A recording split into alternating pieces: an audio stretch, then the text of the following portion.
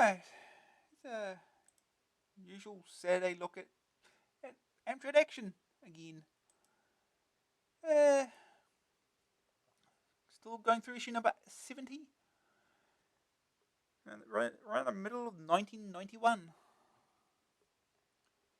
And we're in the middle of the budget budget section. I think we've only got four games to look at this issue. In the rest of this issue. So, let's get on with it. Might finish early. So let's get going. Right, we start with F1 Tornado by Zeppelin, 299. Whoosh, rat-a-tat-tat. Screaming through the skies an incredible piece of aerial weaponry, the F1 Tornado. Bandits at 3 o'clock line them up on your sides and let loose a barrage of hot lead and high-tech missiles. Gameplay. The title screen proclaims this game to be a simulator. But once it's loaded, you are presented with a small window of horizontally scrolling shoot-'em-up antics. The only concession to simulation is a poor representation of a cockpit display. The game looks and plays very much like the Capcom coin-op UN Squadron, i.e. bog-standard scrolling shoot-'em-up. This doesn't mean it's bad, however, in fact it's quite the opposite. Aircraft appear in droves, swooping and diving at you as they release their deadly payload of missiles. The attack waves are quite impressive, difficult enough to keep you on your toes, but possible to avoid. Extra weapons can be picked up. These include double firepower, speed up, and reverse fire. The options are cycled through on the cockpit display.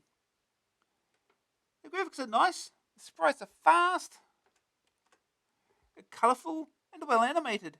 The scrolling too is okay. Sound? Not much to speak of, but the spot effects do the business. A decent rendition of a much tried formula and very good value. 78%. Ooh, 78%, okay. So it's play it in.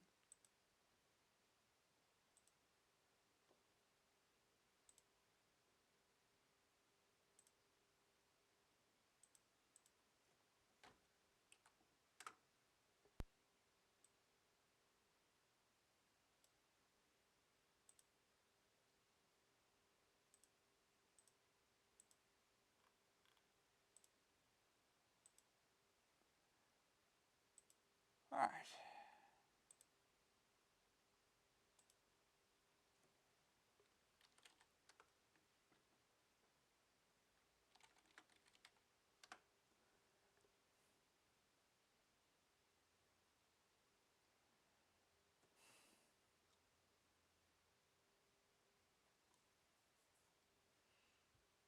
The F1 Tornado Simulator. Zeppelin games.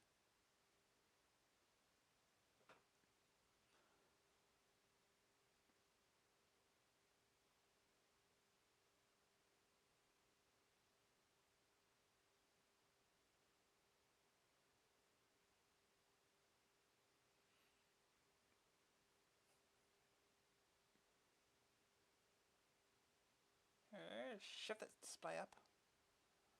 I don't know why it does that, but it does.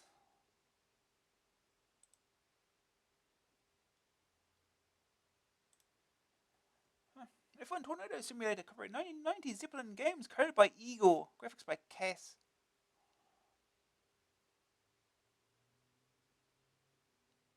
High score table. Demo mode? Yeah, demo mode. Oh, horrible.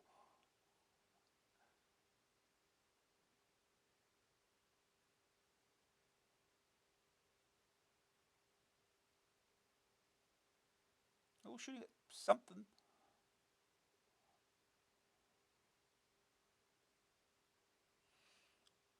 Alright, let's get started. Alright, using keyboard. Let's reset the joystick. Any other key to start? Let's go.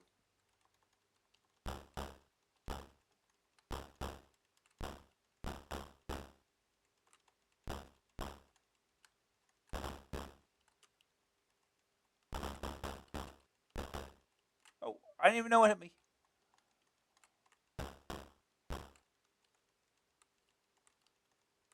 Maybe there. Perhaps the bullets could be a little darker. At least the enemy bullets, I should say.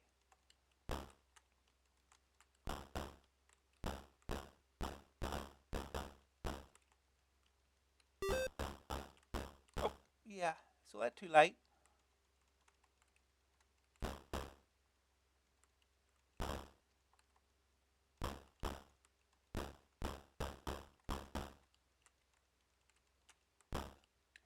How do you select the weapons? Oh, I can't see the bullets. I don't even notice where they're coming from.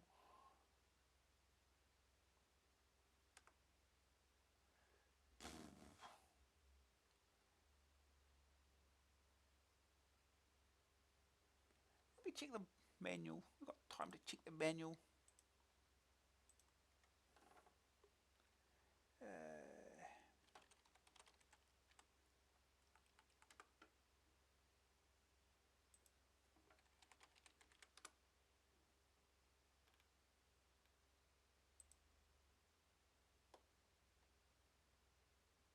Manual.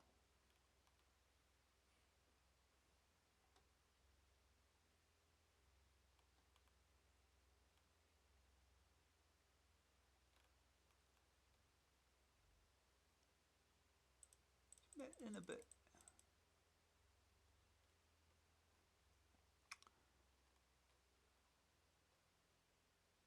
Carry ST Amiga loading instructions.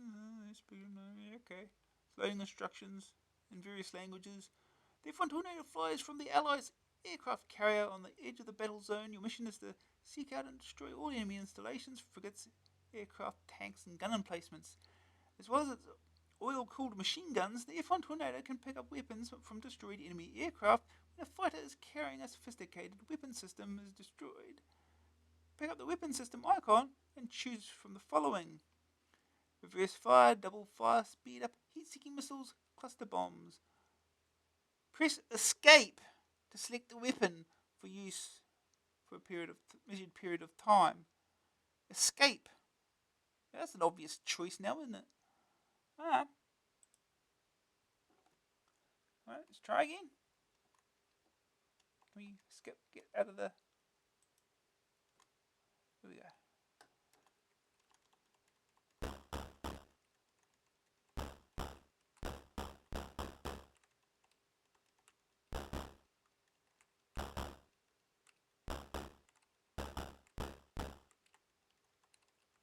Oh!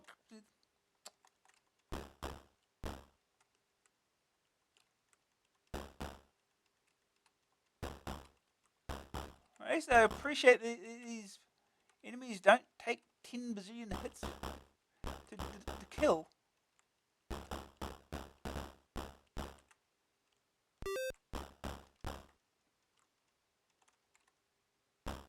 Oh.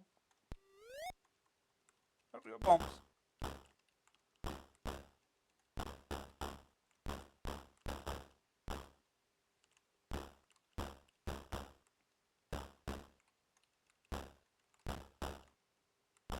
We're in Egypt, obviously.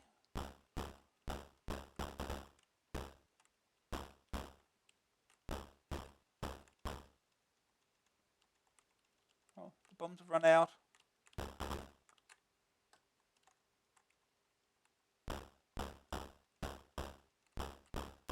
Oh god.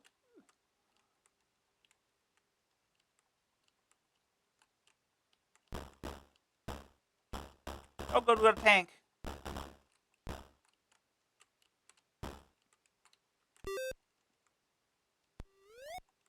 Well, that was useful. Oh, game over. Oh, we reached the tank. Wonderful. Try again.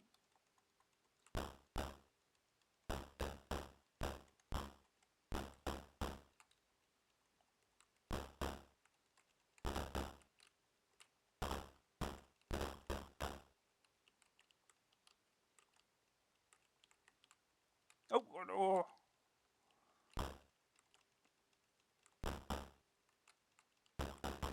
Oh yeah, of course. All of that kills you. Can't fly through it. Oh.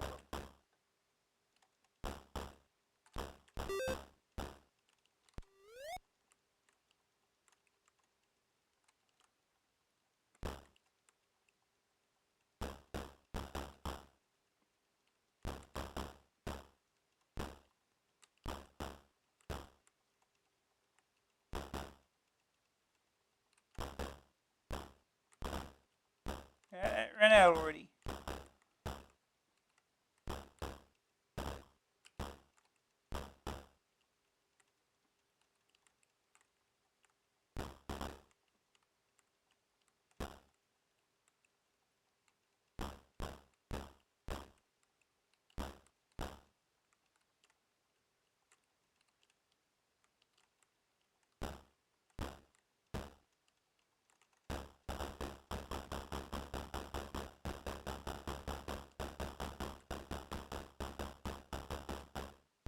Oh.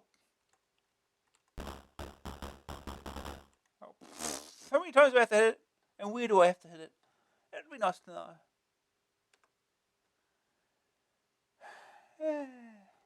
Try again.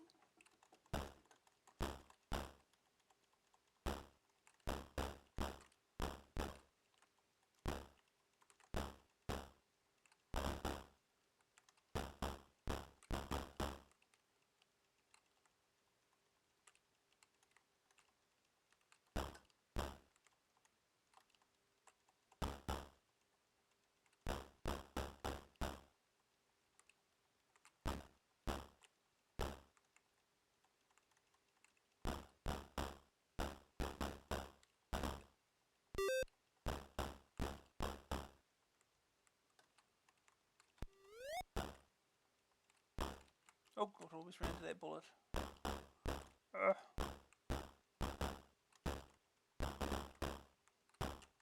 Oh. Yeah, you actually keep weapons when you die. That's surprisingly generous. When your weapons run out after some time. But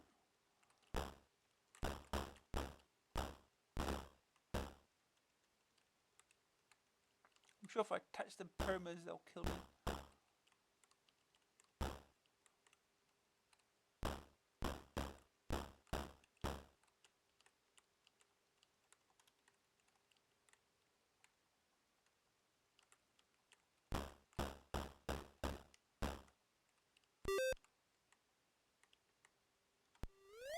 Oh, I just speed up that.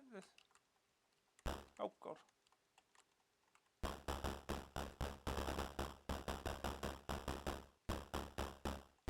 Does this work? Is this a safe spot? No, that bullet's coming down here. Oh! Okay, it's a somewhat safe point. Level 1 completed.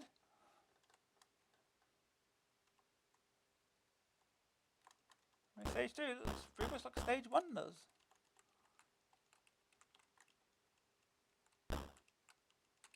Oh god. Missiles.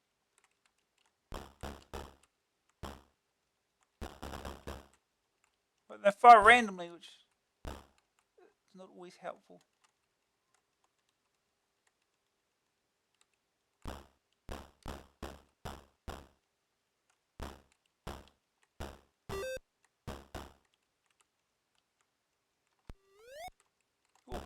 Oh, those are good missiles. Oh, and dead. Never mind. Let's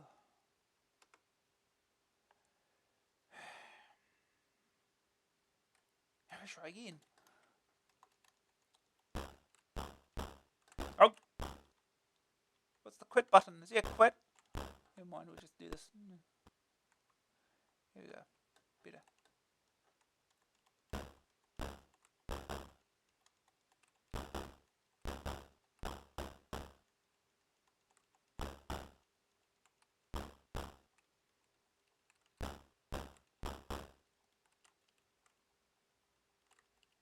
Oh!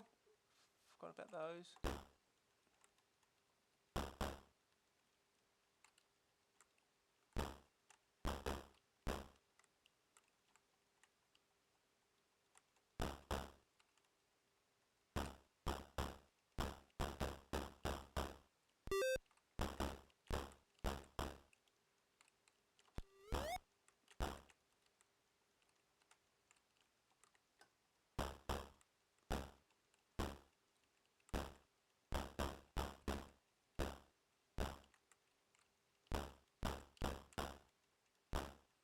missile's about to run out already, so, well, might not have been all that useful.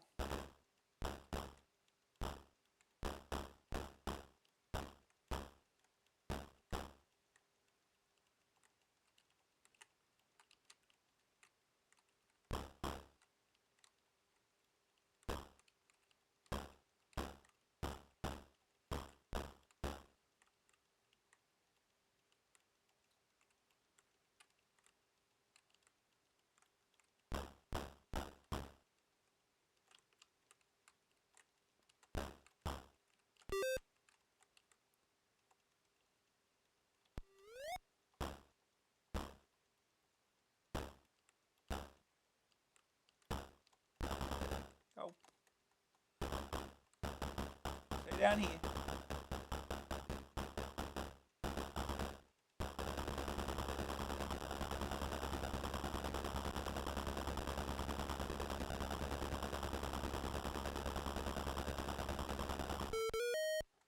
Boop-a-doo.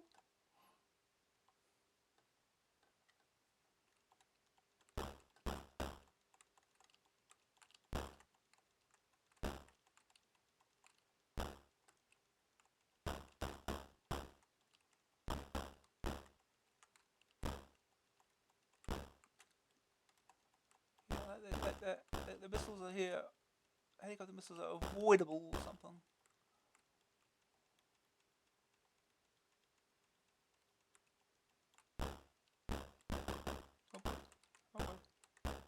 Oh god.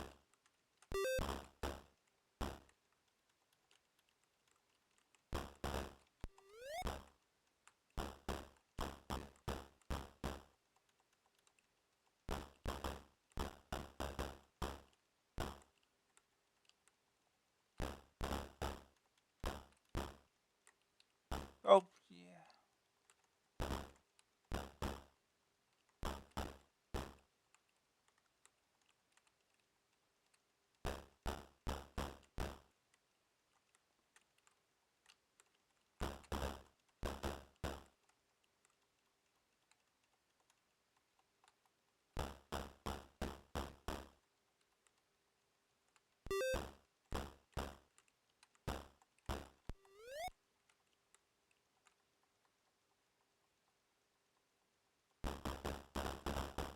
Right, helicopter.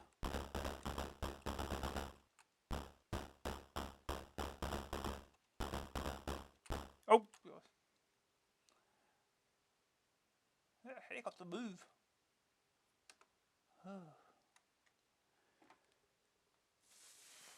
Alright, can we get past stage 2?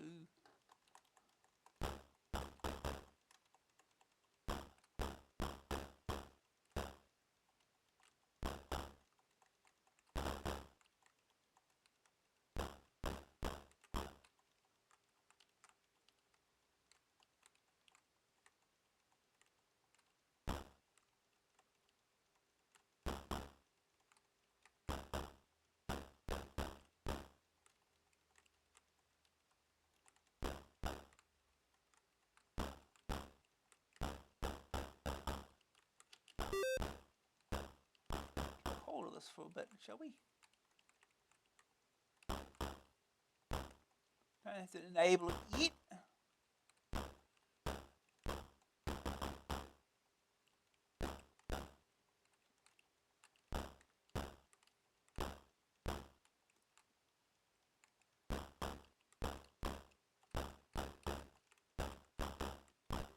Alright, I need to speed up. Ow.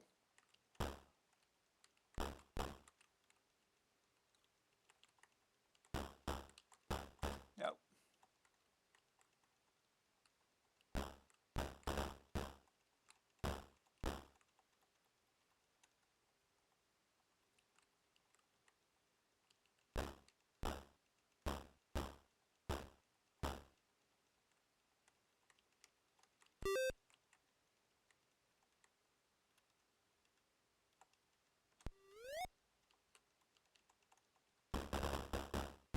Yeah. It's not entirely safe here, is it?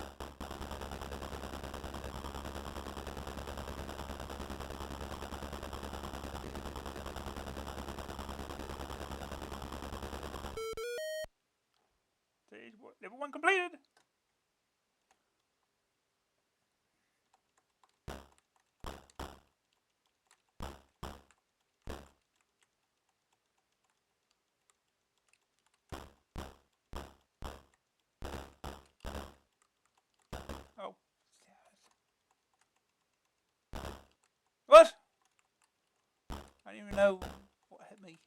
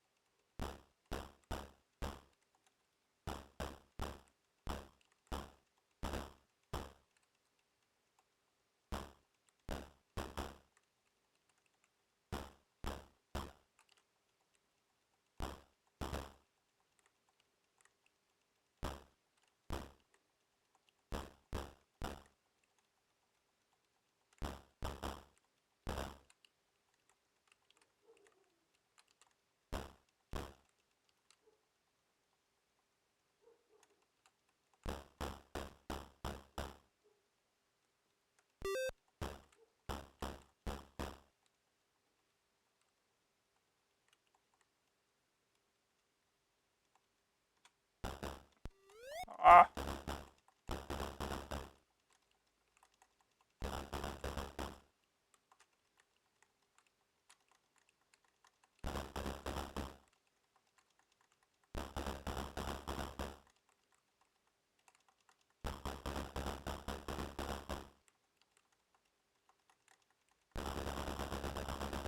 Whoa.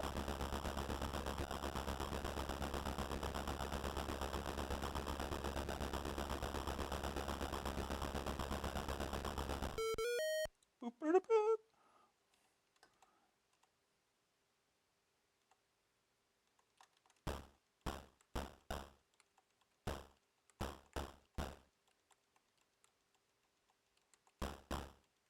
Reckon they fly through buildings and I can't. That seems unfair. Oh, so that bullet too late.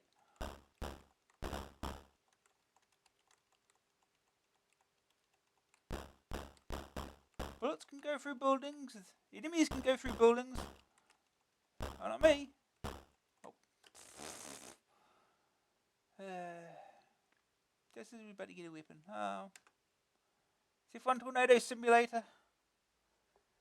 Yeah, it's not much of a simulator. It's just a shmup. Just might be a good thing. Anyway. Let's move on.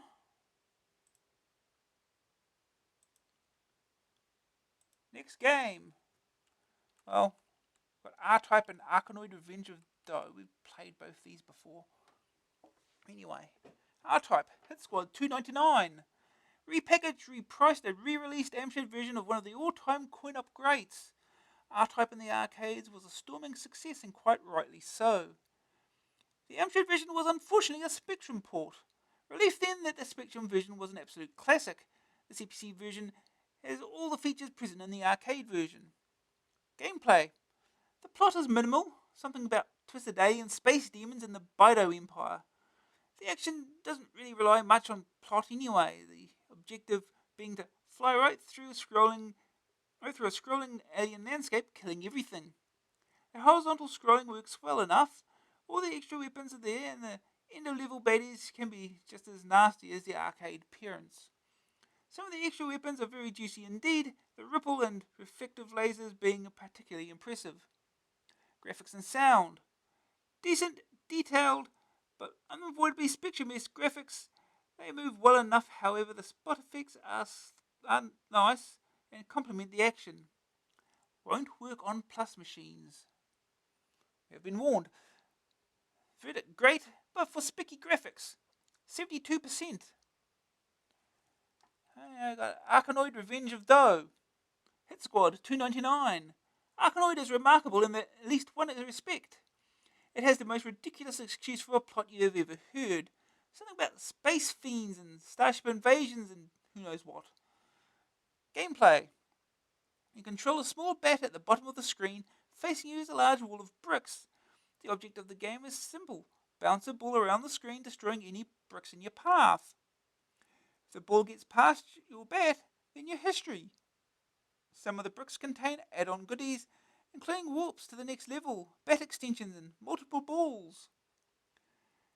Floating merrily around the screen are lots of little space critters. These aren't particularly dangerous to you, but if they hit the ball, then they can cause it to bounce off at a very awkward angle. Once you've got close to clearing the screen of the offending bricks, things start to get a little more difficult.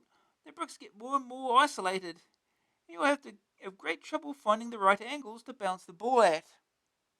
Graphics and sound. Graphics are smooth, fast, and colourful. The lack of variety between screens is a little disappointing, but the sound is atmospheric and just a bit spooky. The verdict: concept is so simple it would have been difficult to mess it up. Good fun and good value. 80%.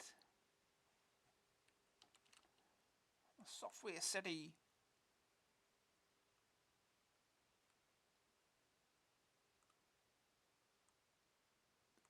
Balrog. The Balrog arises from his hideout pondering the answer to the oft-asked question, who killed Laura Palmer?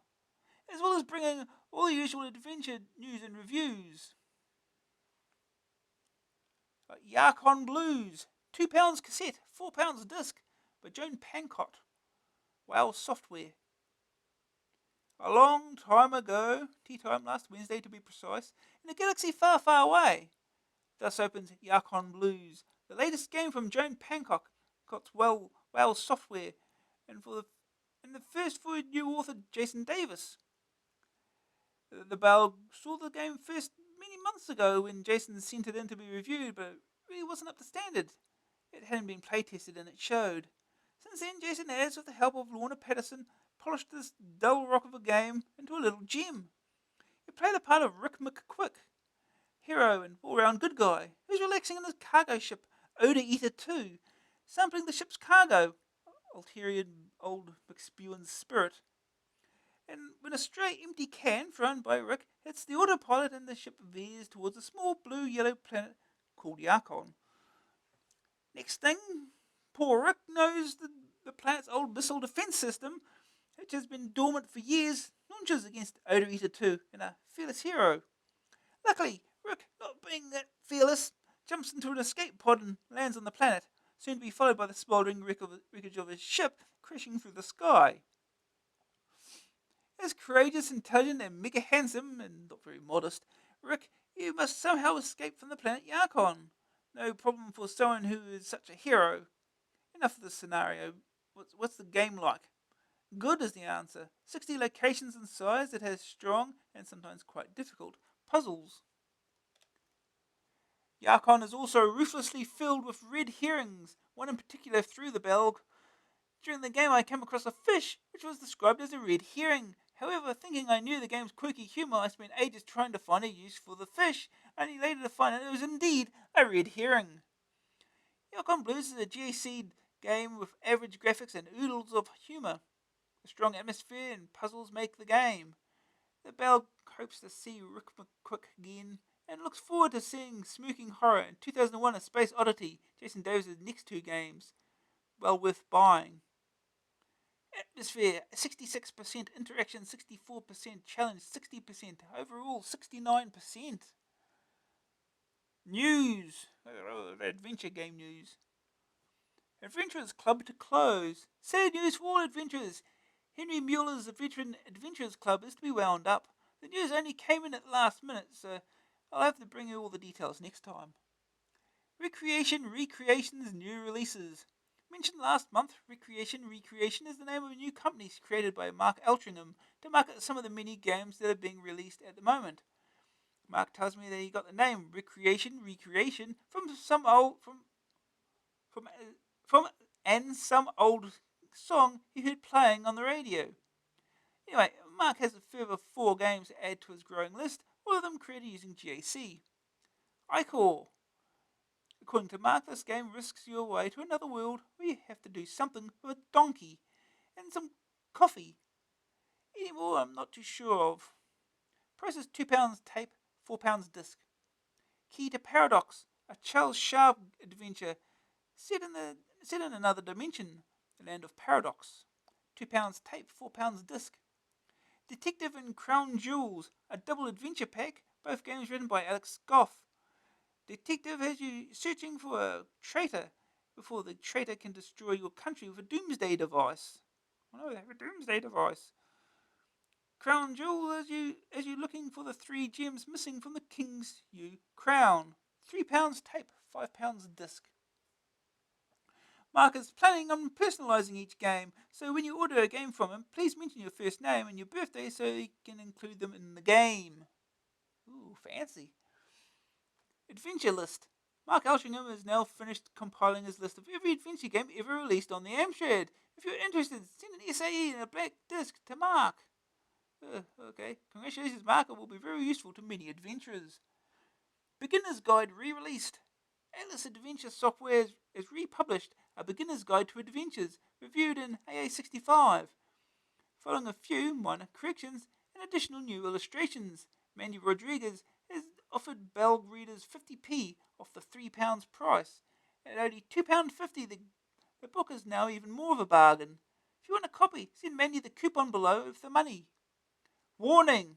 It has been brought to my attention that some people are copying other people's adventures and then reselling them as public domain.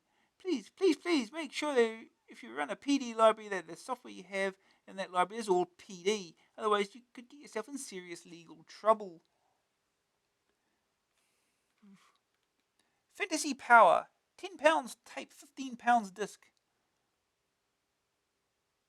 It comes from Belgium. Welcome to a new age of computer science, introducing a new generation of interactive role-playing. Really? A new age in computer science? Fantasy Power is an adventure creator specifically written for creating role-playing games. Written in BASIC by someone called GFP. It has all the statistics you associate with an RPG: status, strength, agility, intelligence, battle skill, looks, armor, level, and zap points. The question is, can you write the next Bar's Tale using this? Well, not really. Fantasy Power comes in 4 sections: the shop, monster compendium, designer, and Fantasy Power itself. Taking up both sides of the disc, there are pages of documentation, but the Balrog still didn't feel that enough had been included. A walkthrough introduction would have helped a lot. The version I received was pre-production and hence had quite a few spelling and punctuation mistakes, which will be removed from the final version. However, the pre-production copy had more serious bugs than just slight spelling mistakes. Fantasy Power is very easy to crash, and when playing the demos with 4 characters, there seemed to be a bug that meant that I had a 5th invisible super character on my side, which made fights rather one-sided. Another annoying part of Fantasy Power is the amount of disk flipping. Though there is not much actual flipping over the disk, when the utility wants to access a file from the opposite side, it just tries to load it and then gives a file not found message. One plus point for the utility is that the author has offered to code special features into Fantasy Power at no extra cost. Fantasy Power is a prime example of a utility that just has not been tested enough before sending for review. Save your money for something else.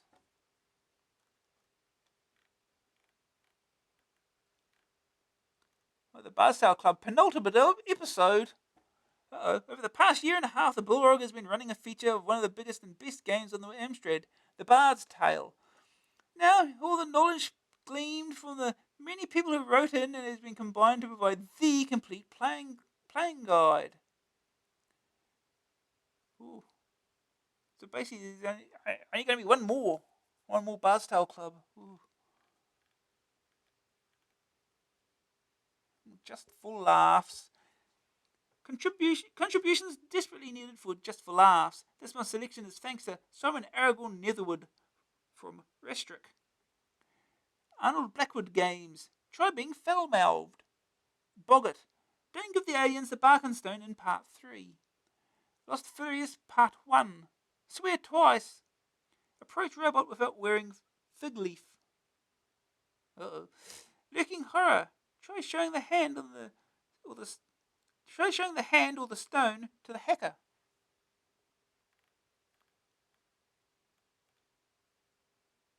Romantic robot situation. Life without direction. Rebel without a cause. A clock without hands. A CPC without a multi-face. Hurry to get big discounts. Next game is Lone Wolf. Audiogenic, $10.99 cassette, $14.99 disc. Is this bloke right? And he's dead hard.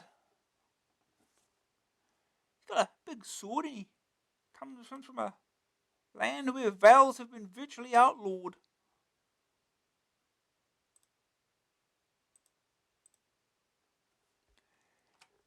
So all the places have names like Gjawa and Fnitchlon. All the people have names like Guana and Gestaklar. His name is Lone Wolf, star of Joe Dever's role-playing books, and he is the most normal name on the planet. He has mastered the fighting arts and now spends all his weekends in the garage, tinkering with magic and sorcery. Just when he's getting quite good, a very nasty group of evil magicians decide to try and destroy the world again, this time using an evil demon who lives in a mirror. Lone Wolf discovers that the mirror has been broken into 7 fragments. Each fragment has become a smaller part of the demon. These mini demons must be destroyed. Only Lone Wolf is cool enough to do it, obviously. However, all of the 7 mini demons are hidden in their own goon-infested towers. Lone Wolf has to make his way to the end of each tower and destroy the nasty demon, who is a reflection of Lone Wolf's own dark side and just as skilled in combat as he is. In other words, they just want to use the same sprites and can't be bothered making boss-set characters or something. I don't know. Lone Wolf, being a typical barbarian magician, is equipped with a sword and a plethora of magical tricks and tactics. Rippling muscles and fiery magic won't be enough, though. Jumping and leaping skills are also called for. Basically, Lone Wolf is a platform arcade adventure with a hint of hack and slash thrown in for good measure. The hero moves from screen to screen, avoiding or destroying the various baddies he encounters. Actually, the baddies don't vary too much. Your main prop...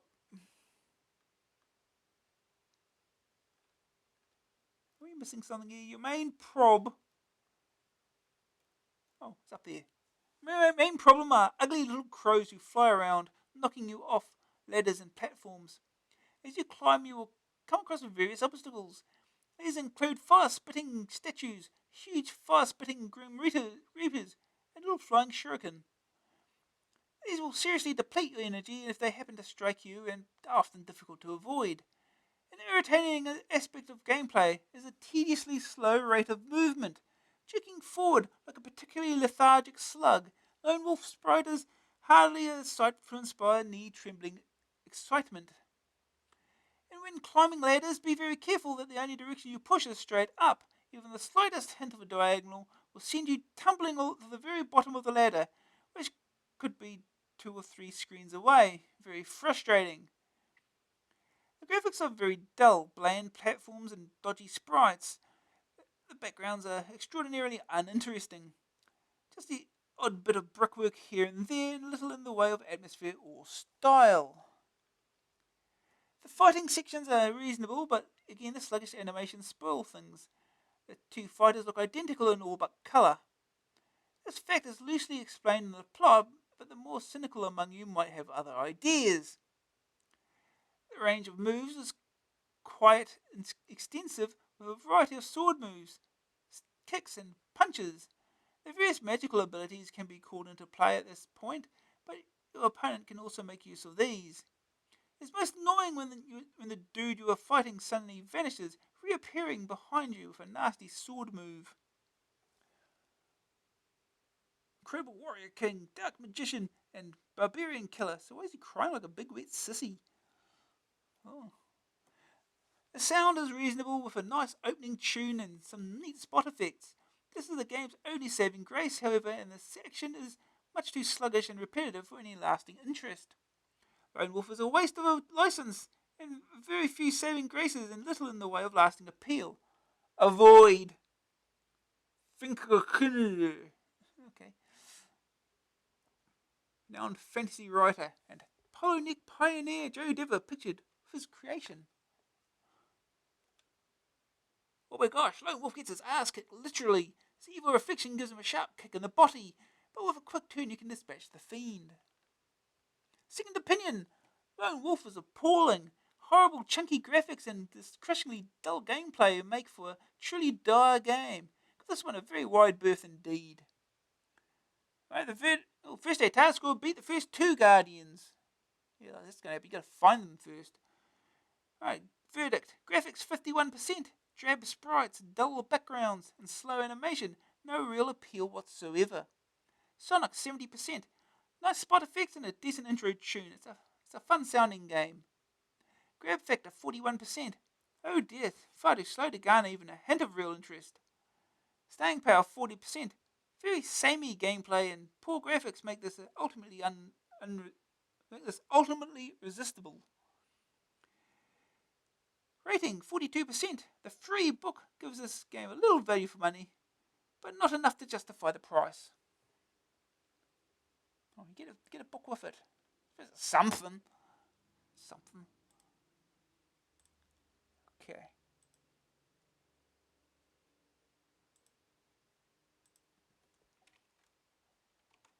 Who released this? Audiogenic.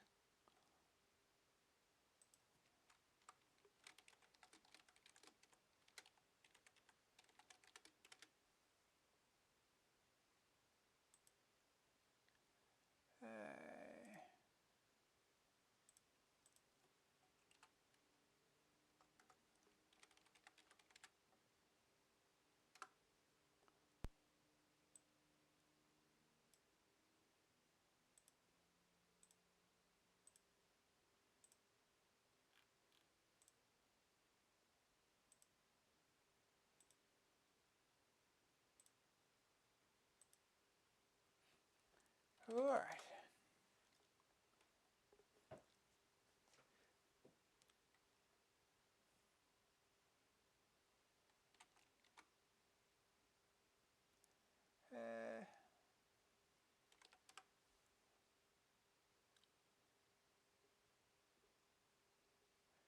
Loading!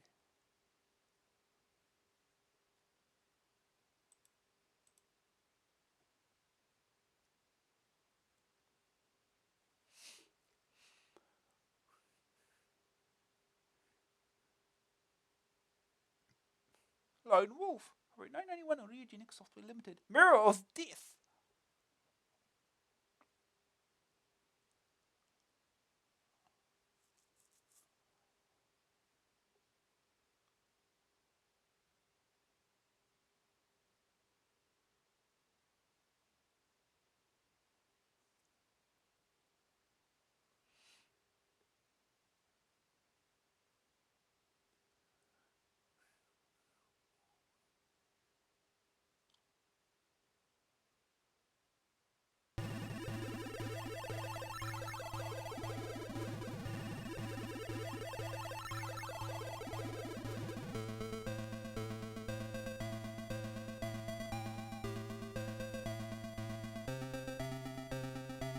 Oh, original music, not steal.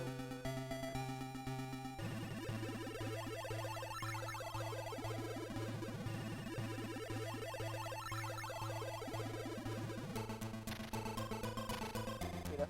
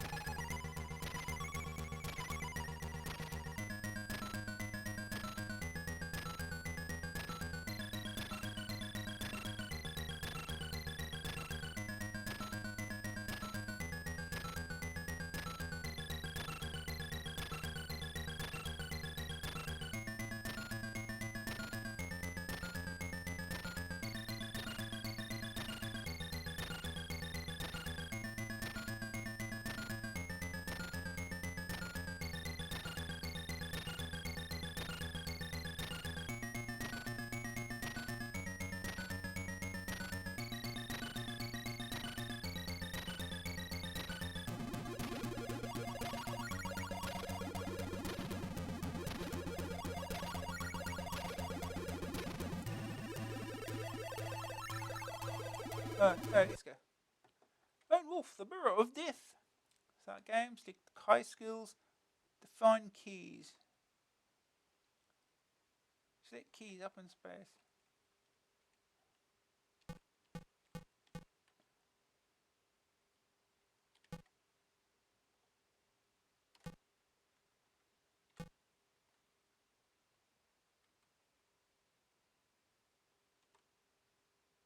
Select your high skills.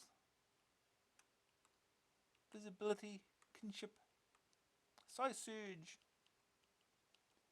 weapon skill, sixth sense,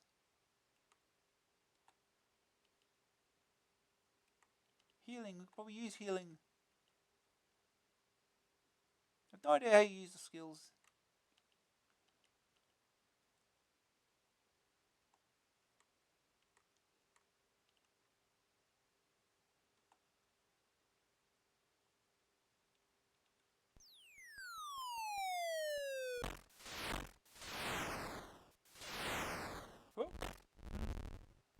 Oh, go this way then.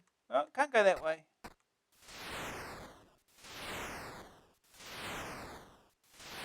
Oh yeah. Can we actually? Oh, we can roll.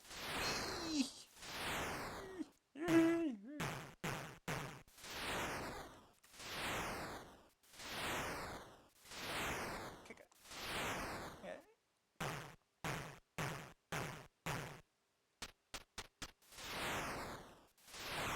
Wait.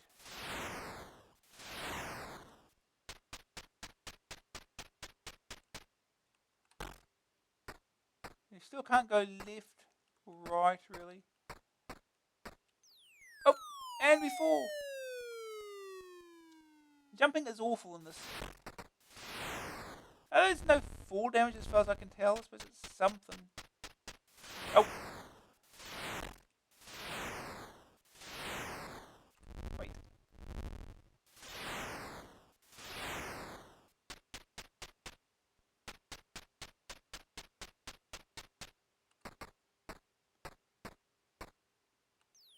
Nope, didn't make it. And we fall again. Rolling.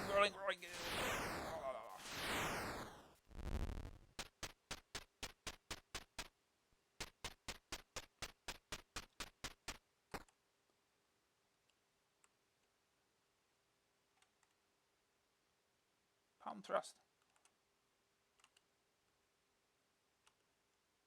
We got ducks here.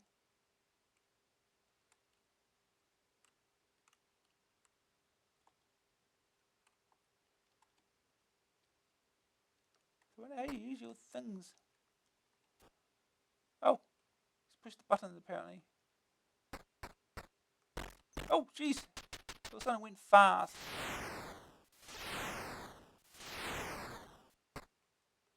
Oh, we've got to make it across. Oh.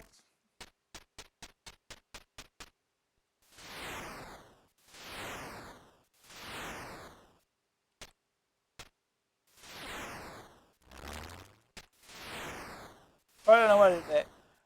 Let's for some more.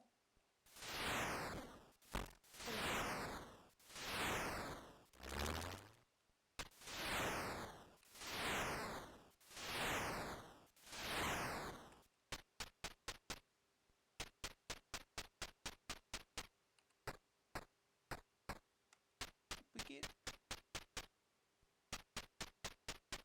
No. Uh-oh.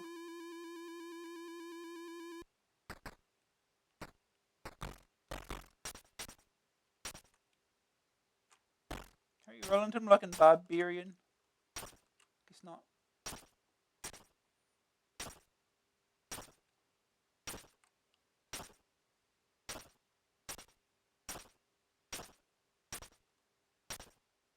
Ow. Ow.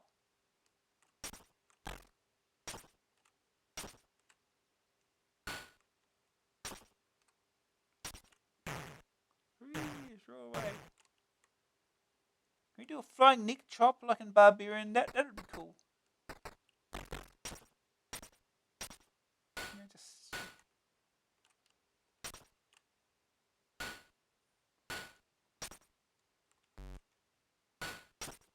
Oh, yeah, it goes fast. There we go. He's a weapon skill.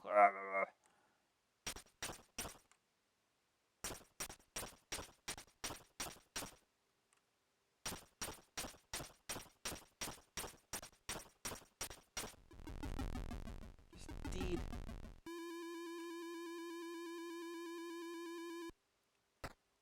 Okay. Do not get a life back. Oh, wait, we've got healing, haven't we? It's a thing. Is it healing? Doesn't do anything.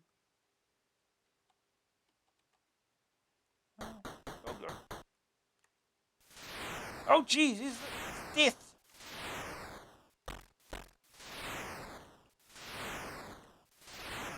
Can we kill him? Yes, but, oh. Rolls go.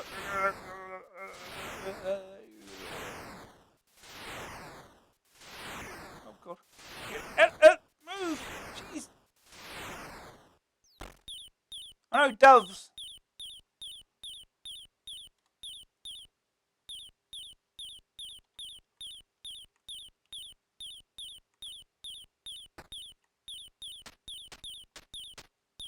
Ah, no, he got me. Oh, jeez. Oh, this is gonna be stupid. I'm killed by doves is what's gonna happen. Use your sixth sense. Oh, I didn't stick sixth sense.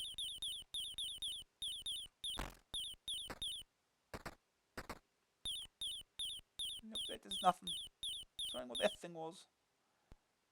Oh no.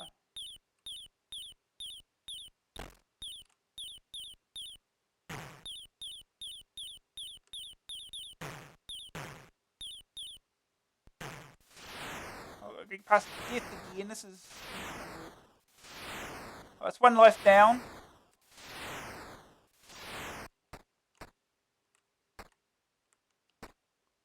Come on, climb, thank you. Do the safe way.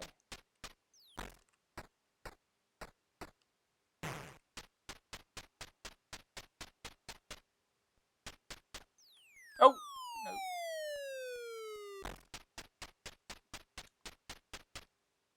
Can't get off that ladder too early. Otherwise you fall off. Oh no, it's back.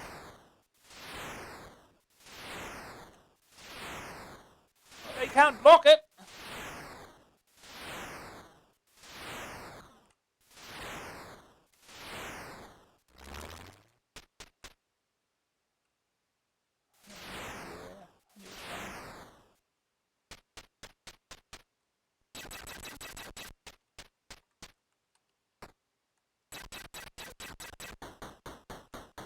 Oh no. Down you go again.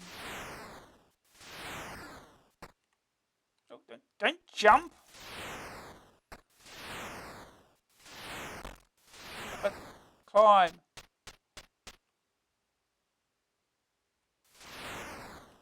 Okay. Idiot. Wait for it. Wait for him to stop.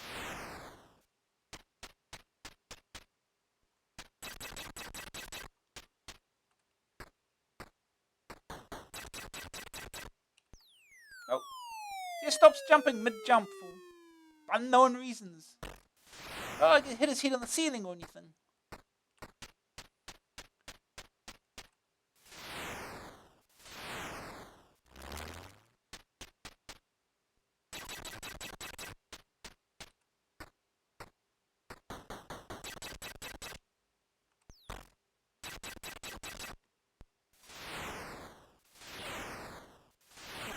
Oh, nope.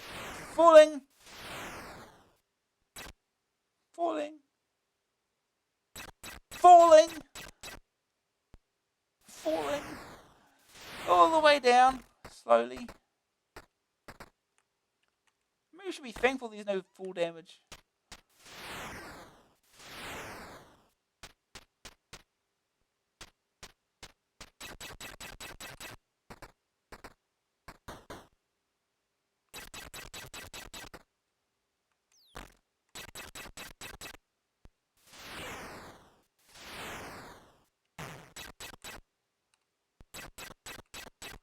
lifts are not exactly we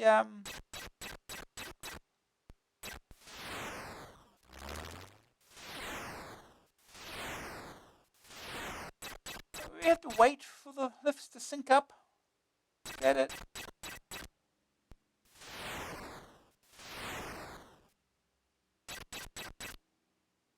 Oh, this is awful.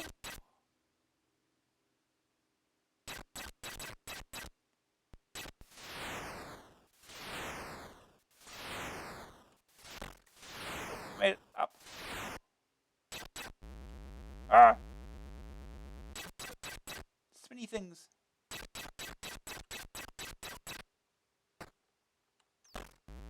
Okay, we made it up here. Oh no, left or right, it's just up and down.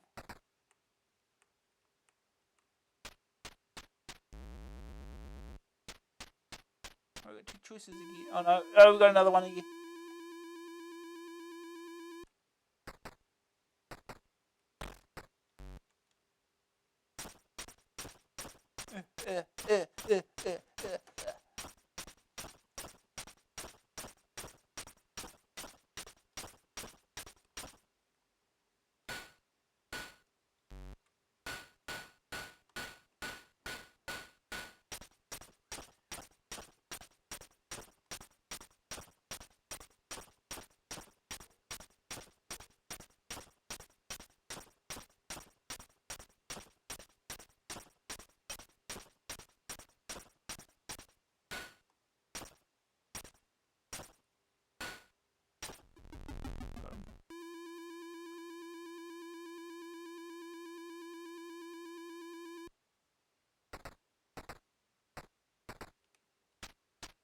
Okay, what's up?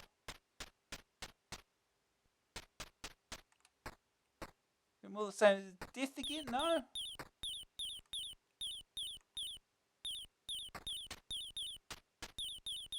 Ugh.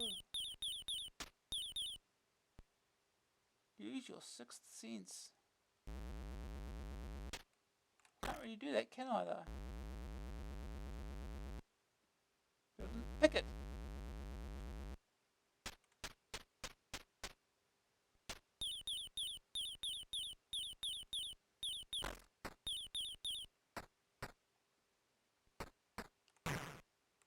Ow. I don't know what happened there. Got it.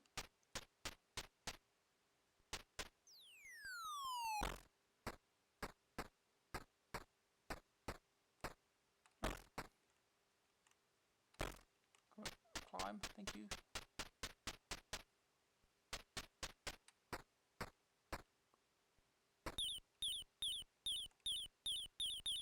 Climb for the comeback. Oh, there's three of them. Oh no, more lifts.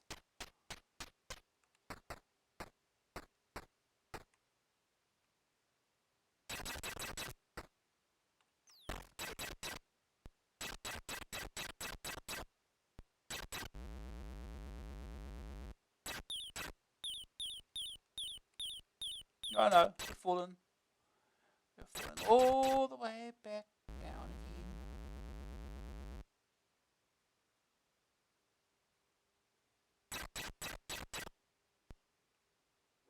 All the way.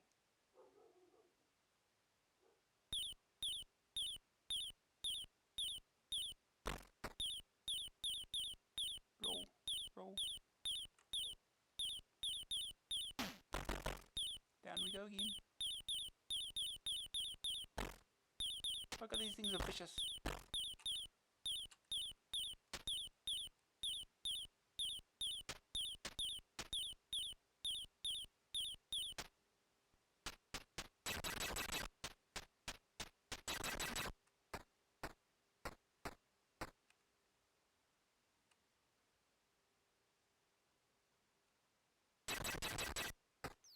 Yo, he just falls off.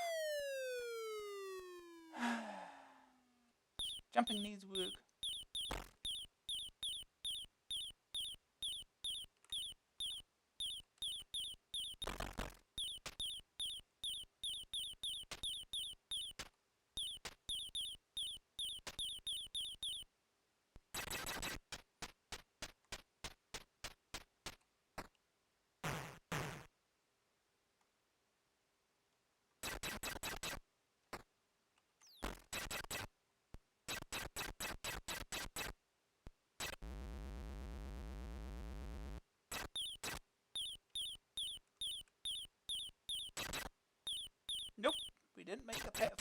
we're falling down again.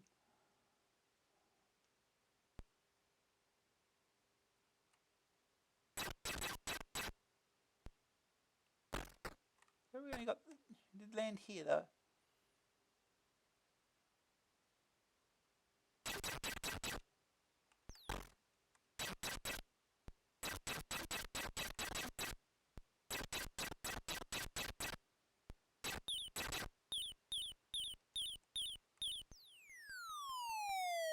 And we still didn't make it. Down we go again.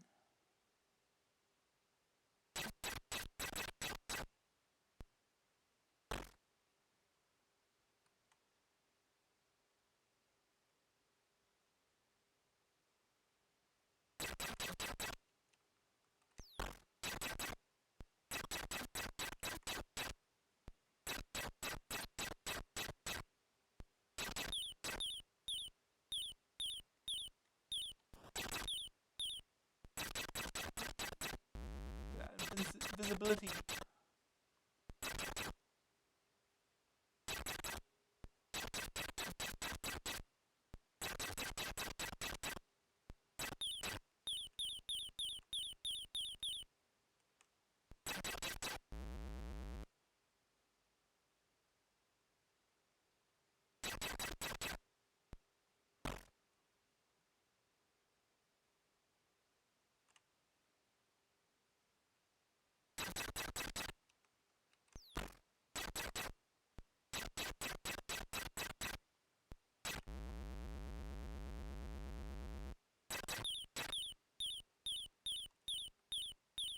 Oh, hey, we made it for once.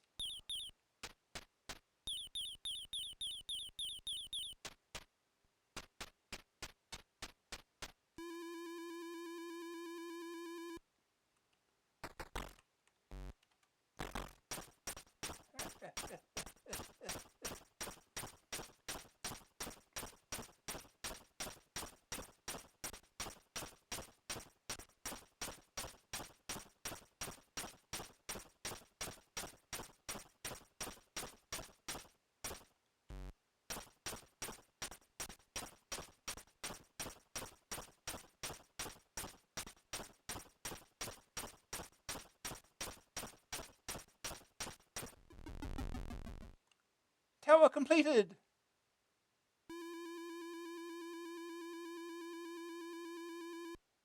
Oh, okay, you know what this means? We have to exit the tower.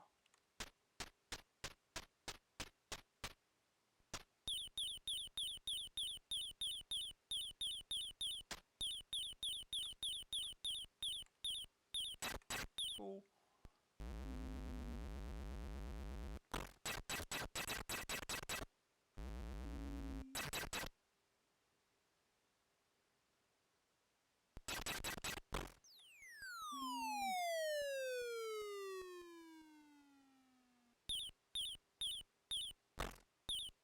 Let's go rolling.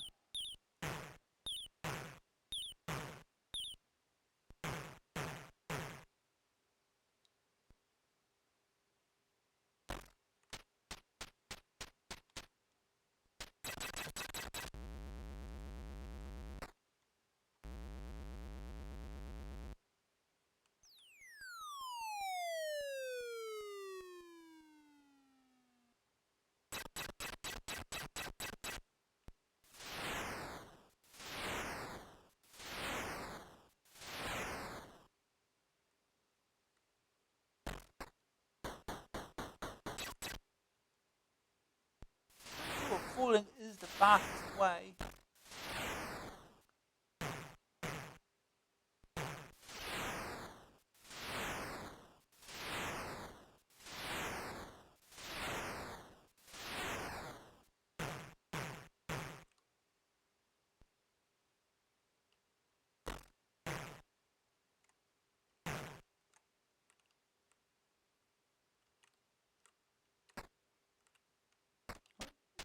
Thank you.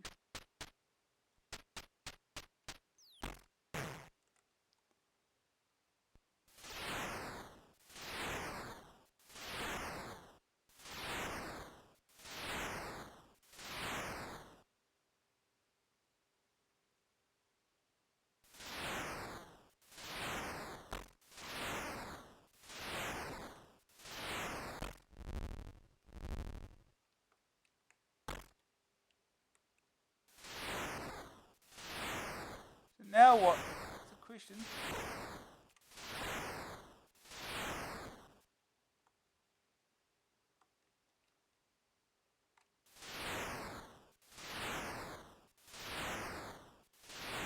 Get out the door or what?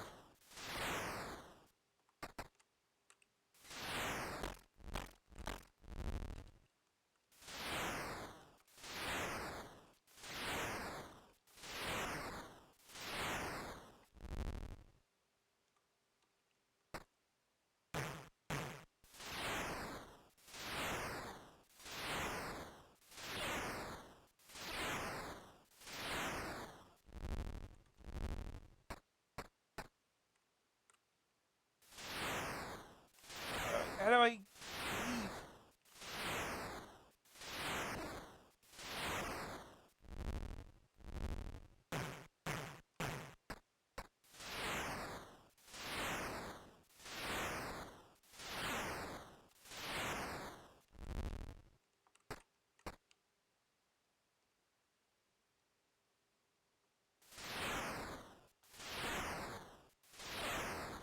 That does nothing.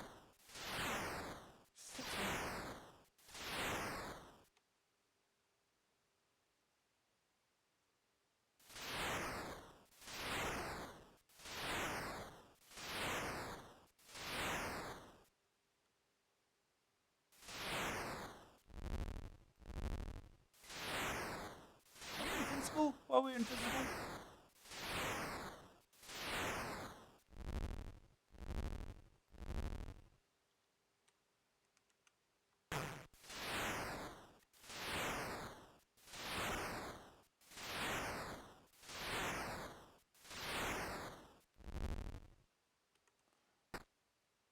So I don't know what to do now. He's just going to the others.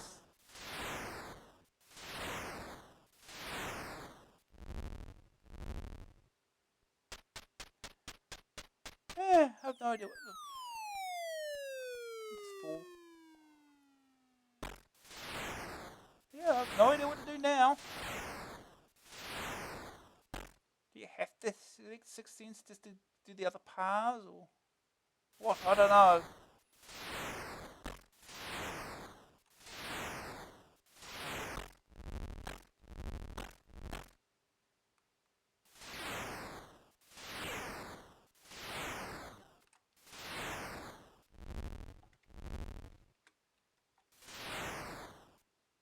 Oh.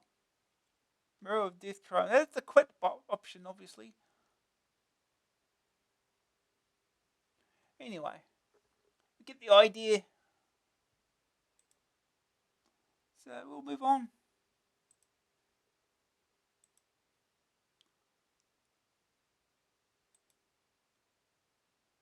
Our next game is European Superleague by CDS. $9.99 cassette, $14.99 disc. What could be more exciting than kicking a football around on a Saturday afternoon? The thrill of scoring, the elation of winning. What could be more thrilling? How about managing the finances and training of the club? Doesn't sound particularly astounding, does it? The thing is, football management games have been an incredible success over the years. Contrary to all the rules of computer gaming, performing tedious administrative chores is a hit. Following the press can be just as good for team morale as it is for publicity. Careful what you say, though. The chairman is listening. You're late for your appointment. You're trying to sneak out for an early lunch and you get spotted by the receptionist. She relays all you do to the boss. European Super League gives you the chance to manage some of the top teams in the sport. These include lush European teams like AC Milan and Barcelona, Thrillsville. The other tasks include the hiring and firing of players and various other managerial chores. The object of the exercise is to take your team all the way to the top and win the European Cup. But in order to do this, you have to beat 7 other teams. You keep a diary of all your tasks for the week. If you fail to perform any of these, then you could affect the morale of the team. Team morale is just a small problem, however. Your main worry is the club chairman. Fail to please him, and you could be picking up your briefcase for the last time. The game uses an icon-driven menu system, the main section being your office. From here you can move the pointer to any part of the office. Choosing the diary on the desk allows you to check forthcoming appointments. The filing cabinet contains accounts information and team formation plans. From here you can decide on strategies for the next match. The telephone is very useful. You can make or receive calls at any time. The most frequent telephone calls come from the press. They require a comment from the manager. You are given a choice of replies and must choose the one most suitable. Hint, saying the team's poor performance is the chairman's fault is not a good idea. You can also contact managers of other teams. When you get through, you can offer to sell one of your own players or buy one of theirs. This is a good way to make a quick profit if you get into financial difficulty.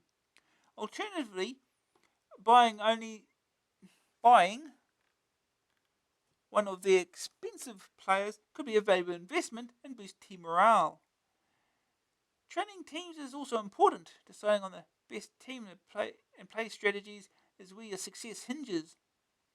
If you choose a good team for the next match, but a duff strategy, then you could be up the creek. The matches run entirely automatically, displayed with lovely graphics are the foolish antics of your initially duff team. You cannot actually control the players at this point. You can only sit back and watch, fingers crossed. The graphics throughout the game are bordering on excellent, or good bordering on excellent. The whole thing has a tremendously polished feel. The control method is responsive and intuitive, and is fairly self-explanatory. The game itself is very large and very complex. The smallest action could lead to horrible consequences. You keep waiting for that summons to the chairman's office and the presentation of your P45. Sound effects are mostly limited to the odd bleep here and there, but the phone rings in the most convincing manner. It had Adam picking up the receiver on many occasions. Wazok. Okay. European Superleague is an in-depth game. It'll be a long while before you lead your team to ultimate success, but if this is your cup of tea, it'll be great fun getting there. A very impressive product and a fun game to boot. Go! First 8 outs, go! Win the first match! The match has started and things are going badly. PSV Eindhoven have pulled into a 1-0 lead. Time to change your strategy. Second opinion. These football management games are completely dull. Still, some people obviously like them, and European Super League is much better presented than most. The verdict, graphics 84%, brilliantly detailed and well implemented visuals. Sonic 62%, not much, but the Trimophone is completely lush. Grab factor 74%. The easy control method makes the complex idea workable. Staying power 80%. When you get the hang of it, it's a big and engrossing challenge. Overall rating 75%. European Super League is at the top of the table when it comes to football management. Yeah, I guess we're going to get started on this then.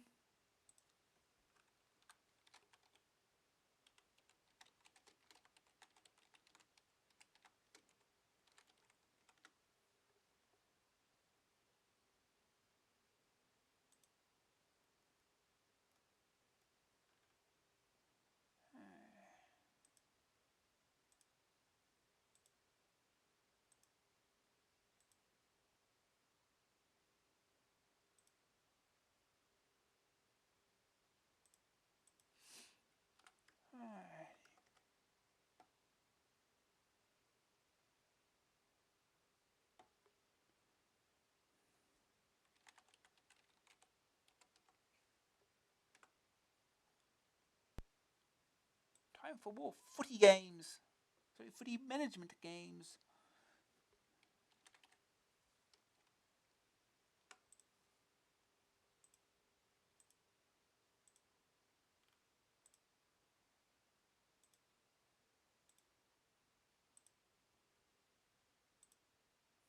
Okay.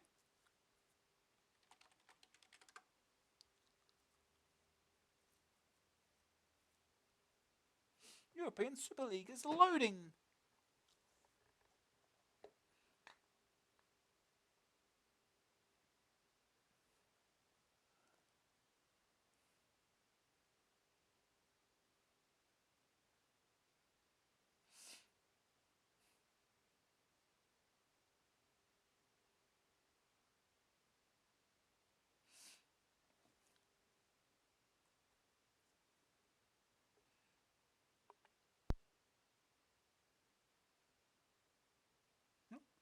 Level 1, 2, or 3. Ooh, you're a pointer. Select your team: Arsenal, Rangers, Barcelona, AC Milan, Marseille, Bayern Munich, Liverpool, PSV Eindhoven. Ooh, who do we pick? Rangers. I don't know. Why not? Welcome to the club. Here are the squad folder and accounts. Bank balance £500,000. Spending limit for a player £250,000. Manager's wage £25,000.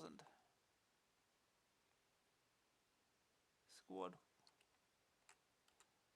Look at these photos. Dodds. Walters. Oh. Ferguson. Oh. Speckman. McPherson. Cohen. Cooper. Nisbet. Ginsberg. Johnston. McCoist? Never heard that name before. McCall. Brown. Ferguson. I. Stephen. Monroe. Goff. Stevens. Butcher. Woods. We're back to Woods again. Dodds. Yeah, okay. Nice to have you with us. Good luck. All on word.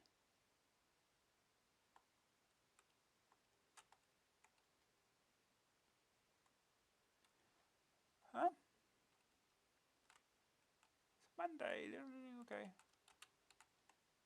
We got 10 o'clock set training. So how do we do that then?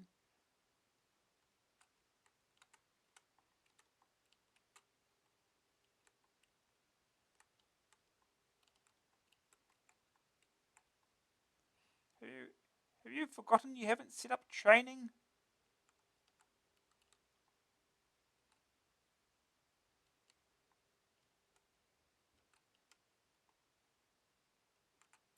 Training?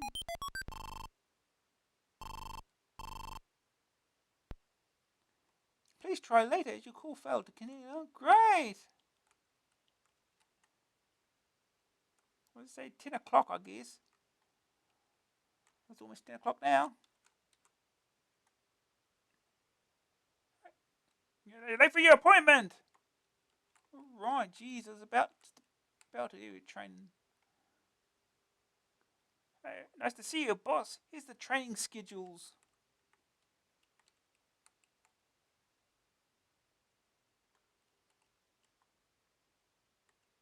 Okay, we already got stuff set up. Do we really need to change anything?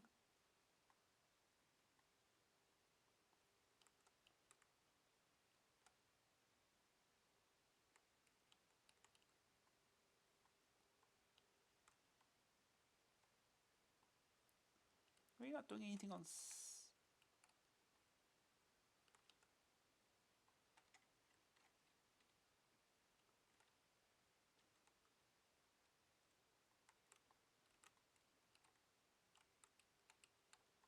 Was the 6 only how many hours he can do? Oh no, you set up here, that's right. I remember now.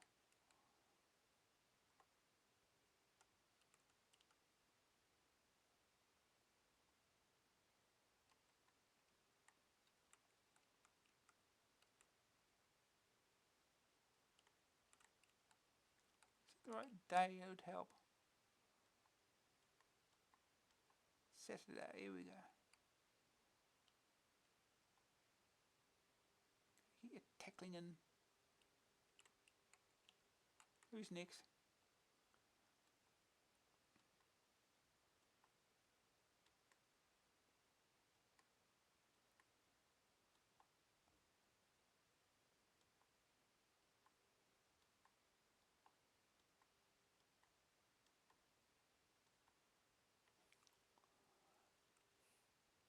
nothing on Wednesday.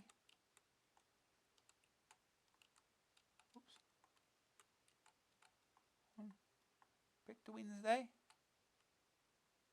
He does nothing in tackling. There you go, you get 2 hours of tackling in on Wednesdays.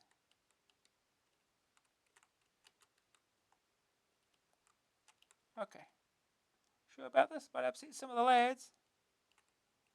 Do them good. Let's look again. Let them sweat. Do them good. Okay, you're the boss. Bye. See you soon.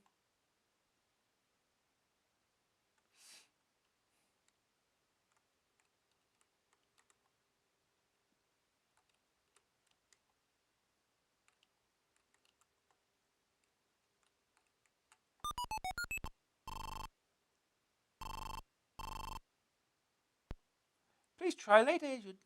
Okay. Whatever. Does the mug do anything? No. Fixtures. So Saturday, 16th September. Oh, a time ago. At home against PSV Eindhoven is our first match. Saturday. Still on Monday.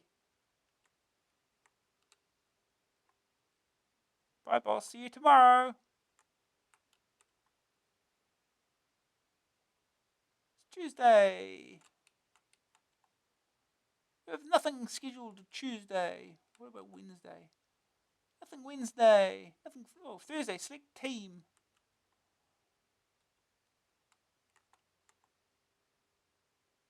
It's the league table.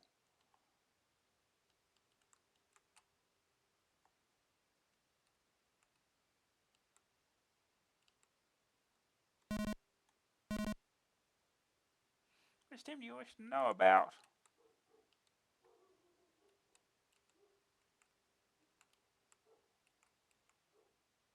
Oh, first match is against Eindhoven, so it's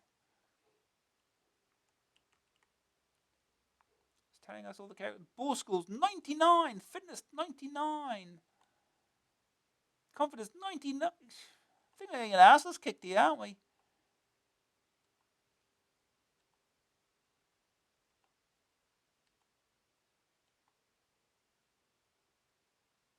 Oh, geez, 97, 97, 97, 99.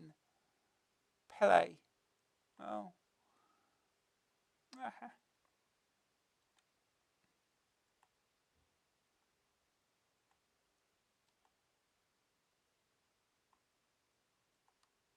That's all you're going to do is tell us what the team players are.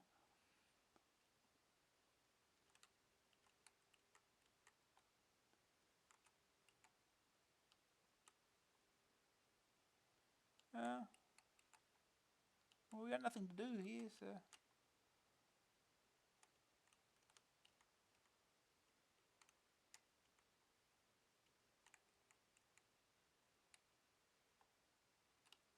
Did that already?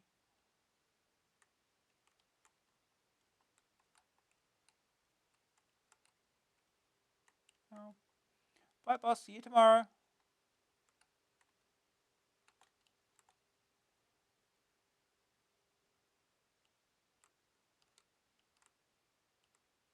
Aren't they doing all their training? Bye, boss. See you tomorrow.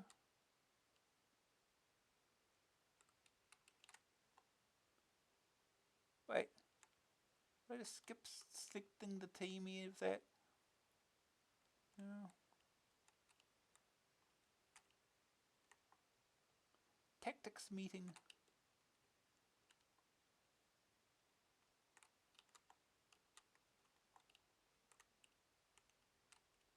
What time?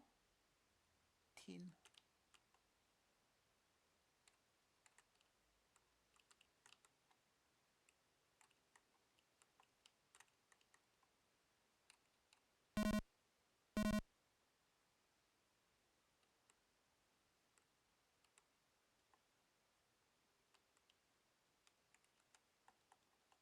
Just talking to the players.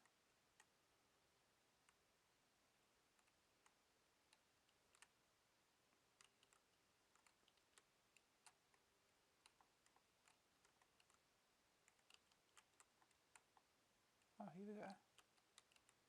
Tactics. Do we have to wait till 10 o'clock for it? Really?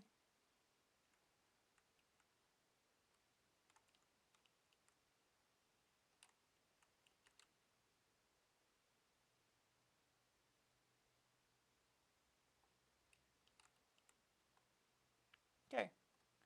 Well, play midfield up behind strikers. Tactic 1.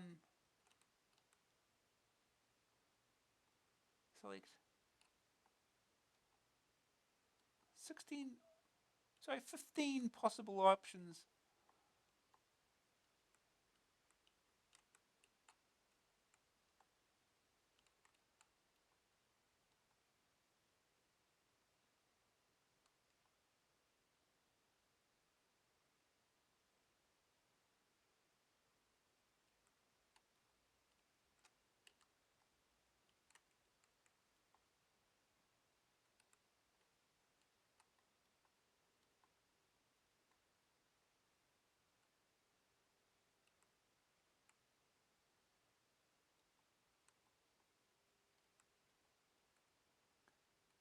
Fullbacks attack down flanks whenever possible. Sure, okay.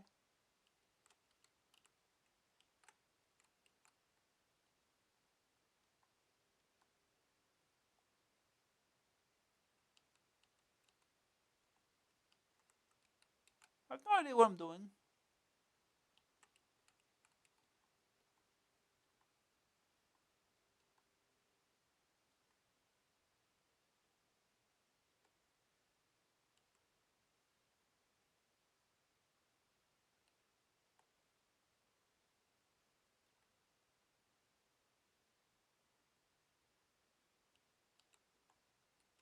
I think that's all the tactics we get, right? Yeah, it's 5.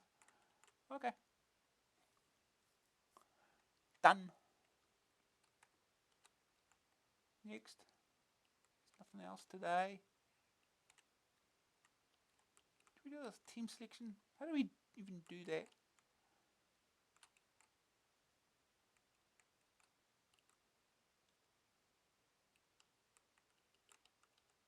Hit the light switch. Bye, boss. See you tomorrow. Saturday. This is the day of the match, right? Travel to match. 2 o'clock.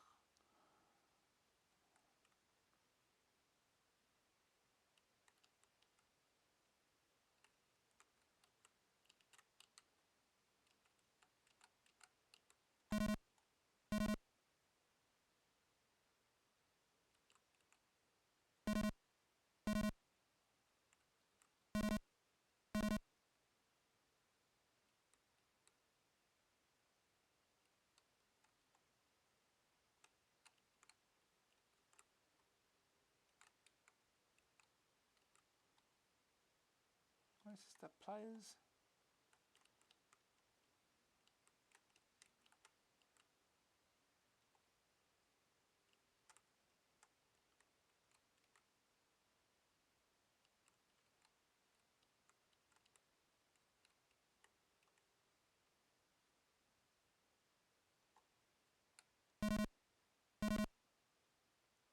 Guess it's just a past time. Out for 2 hours. Here we go.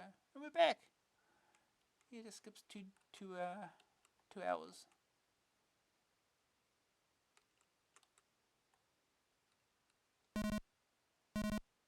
Really skip another hour.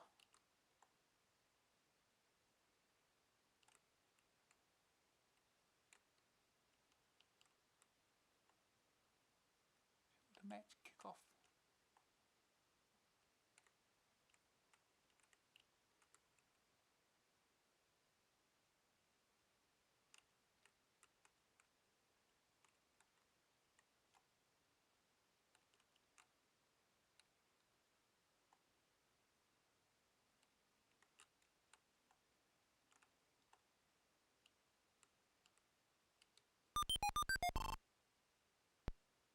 Please try that. It was failed to connect.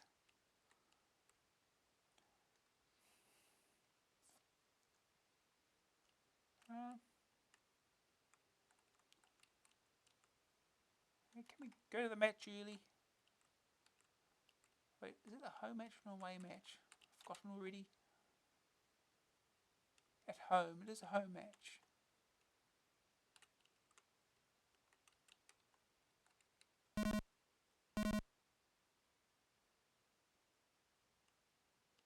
No. Let's go. Home match. Well, we can't yet. Can we now? Yes. 10 minutes before. Here we go. It's a match. We're losing already. Shot saved. Shot saved. Shot saved. Shot saved. Shot saved. Half time. Tactics.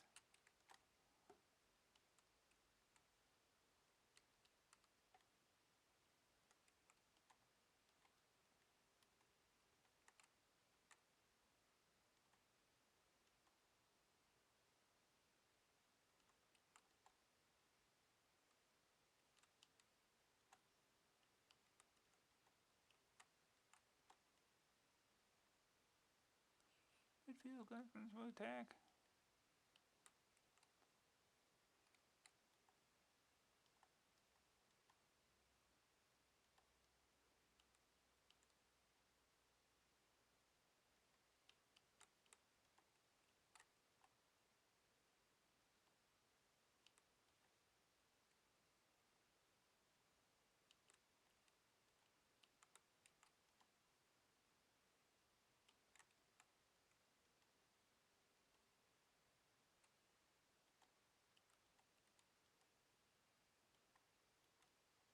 We already do that one, did we?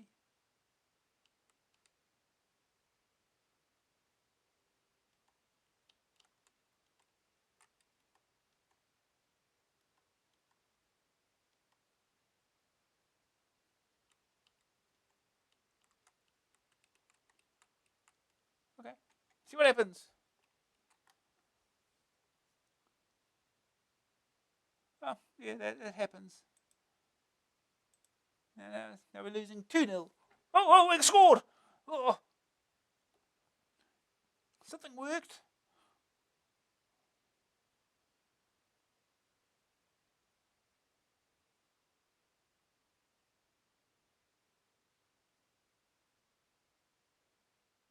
Oh. Still lost.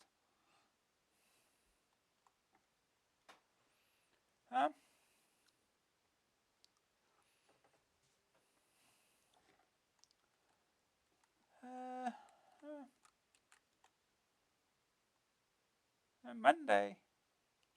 Is it Monday? Is it already? We skipped a day apparently.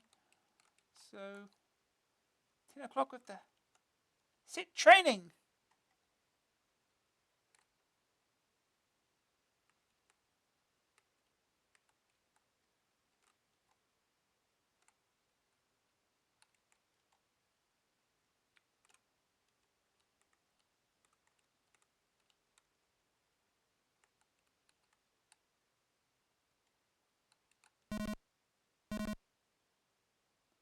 I thought the next match was away. It is. You didn't announce last time, so yeah. So our next match is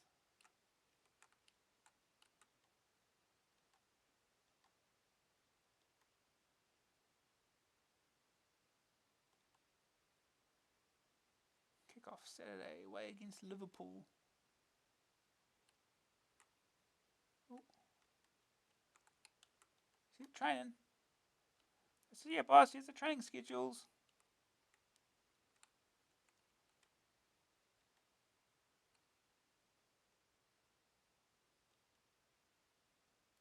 This is 45%. I think he needs some more work here.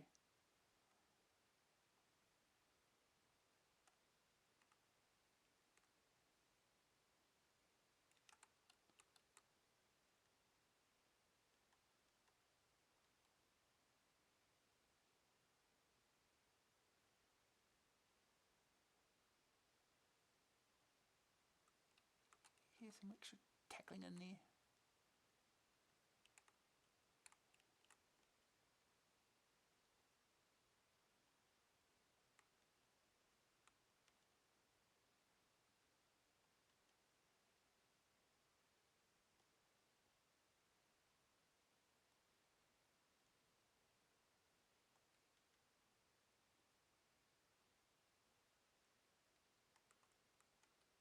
Your ball skills.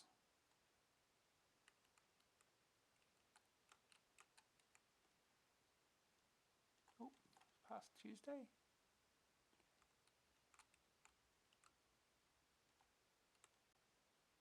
More dribbling.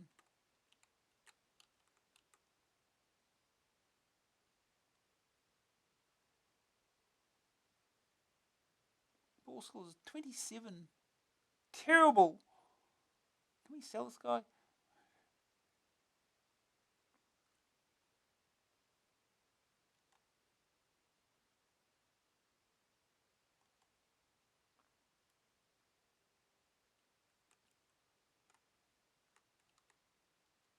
He's doing nothing on Wednesday either.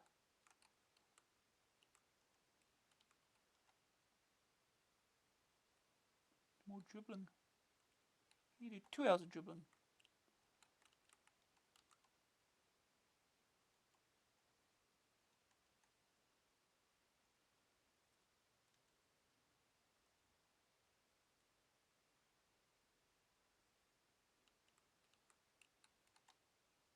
Sure about this? Might upset some of the lads. Do them good. Okay, you're the boss. Bye, see you soon.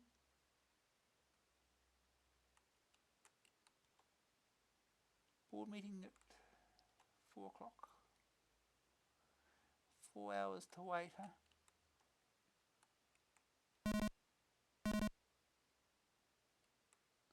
For 2 hours.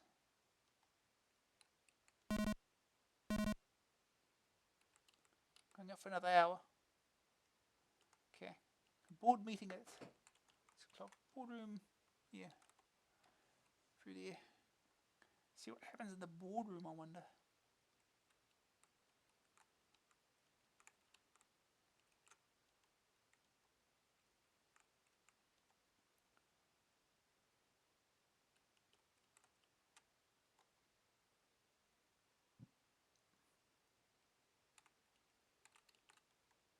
I'm going to get there early, right?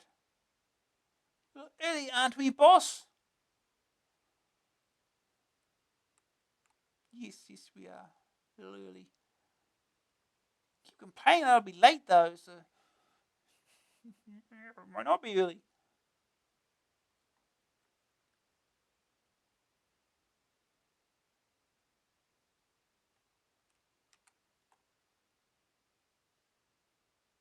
Let's have a look at the weekly report. There we lost. Attendance 18,500, receipts 37,000. Team morale high. Players sold, players bought now. They say that you were late for some meetings is not good enough. Oh. Average sort of week, really. Put some effort in, eh?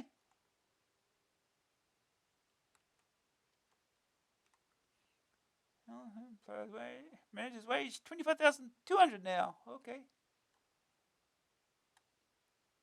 We need to buy some players.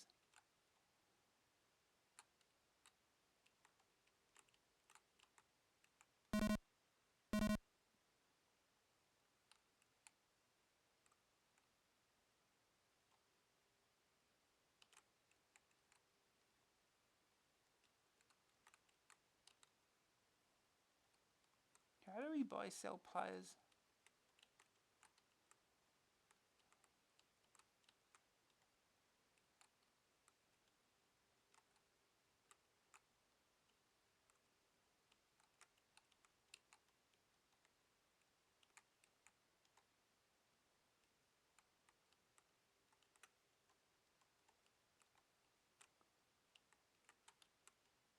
Oh. So we set the formation.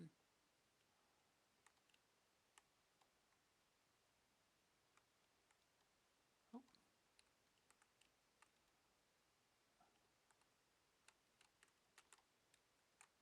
Counts.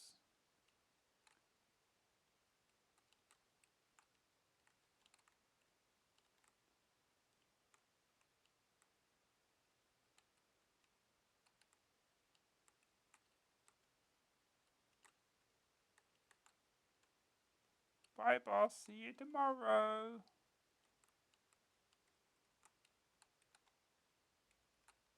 Nothing. How do we buy a player? Buy, sell players.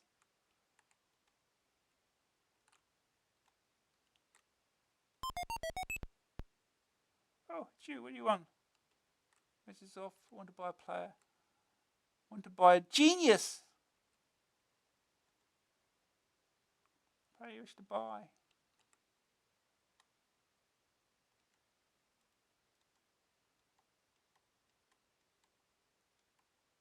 It just lets us buy them, does it? Don't have the money though, do we? Do we?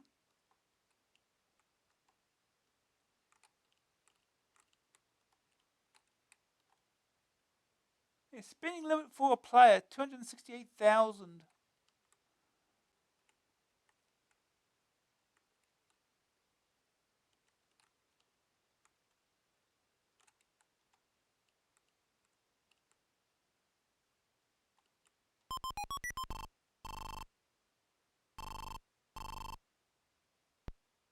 Alright, what do you want?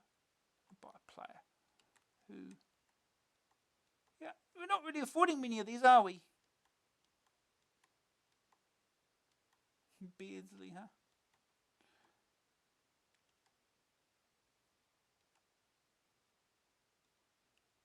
Yeah, I don't think this helps much. Anyway, I think we've played this long enough. It's not the most exciting thing ever. We'll move on. Played one match. It's enough. It's enough.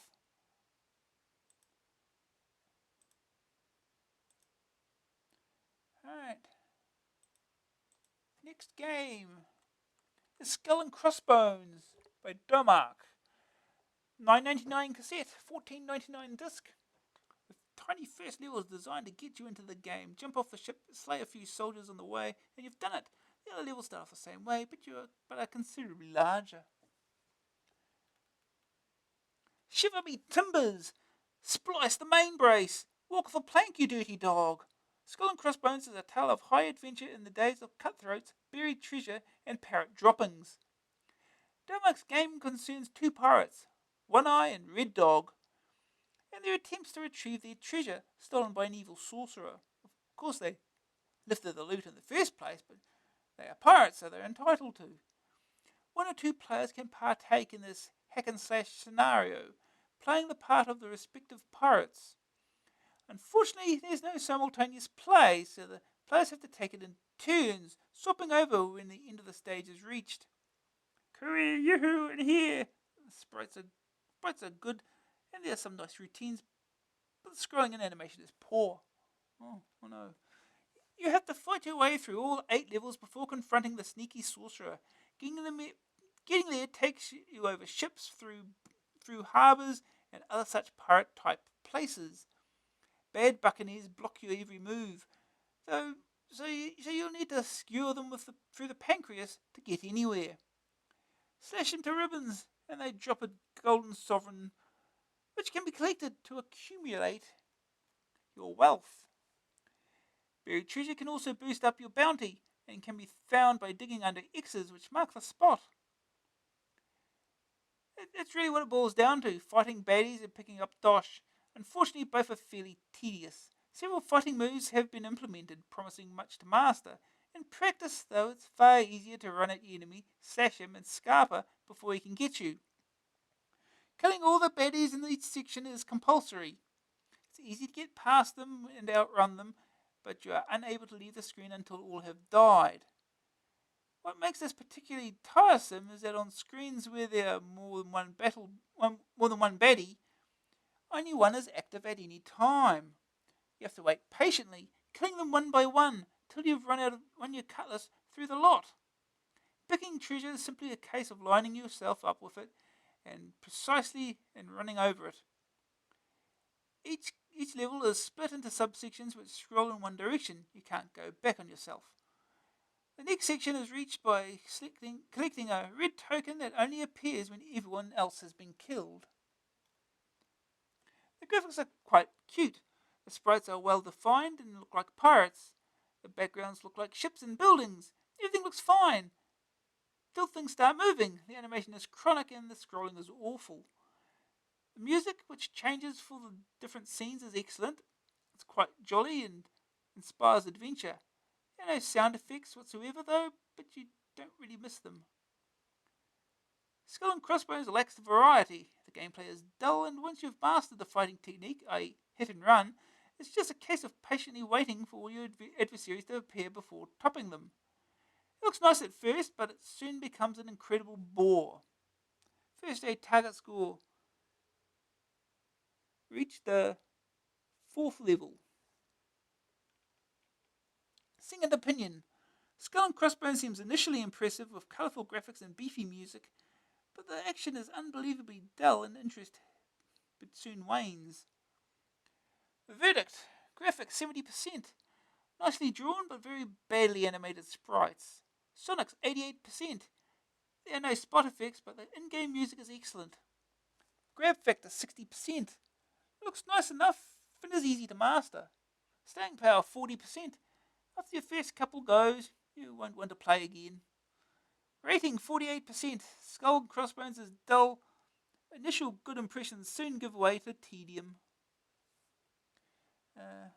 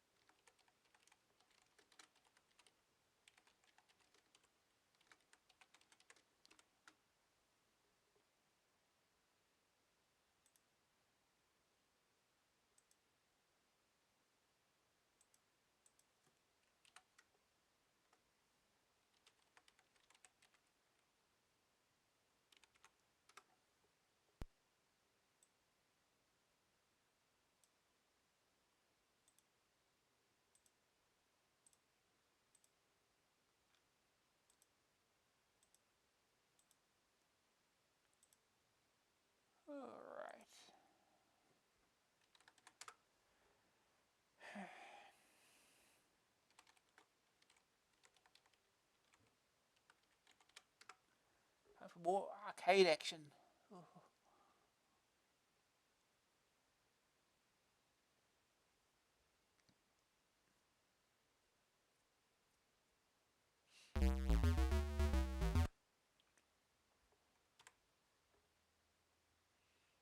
Skull and Crossbones. Delmark. Walking Circles. Grade 991 Tenjin. Trademark Atari Games Corp.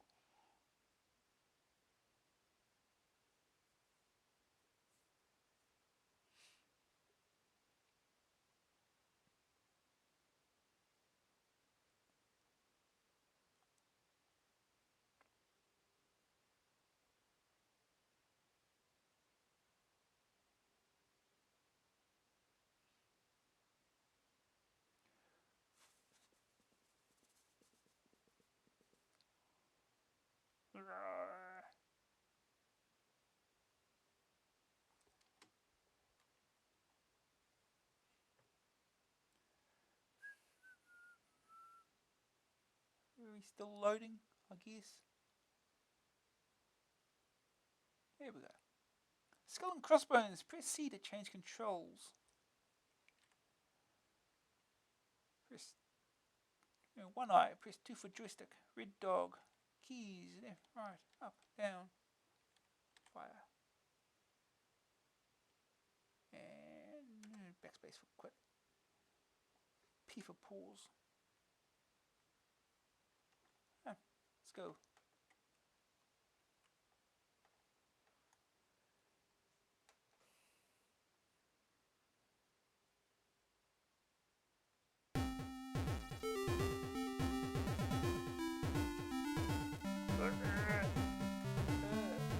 Okay, that works.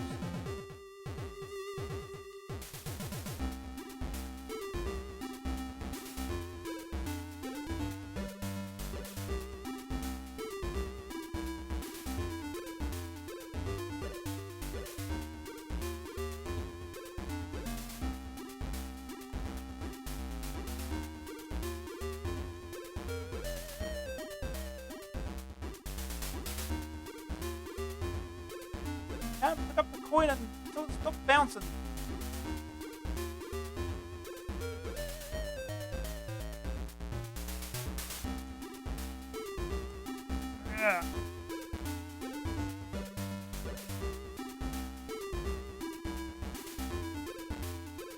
Oh, there's the scrolling. Oh boy.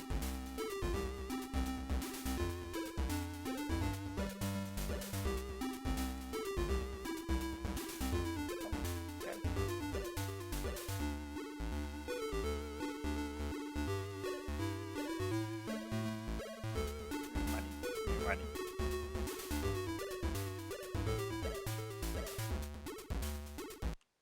Oh, into stage. I don't know, the next stage.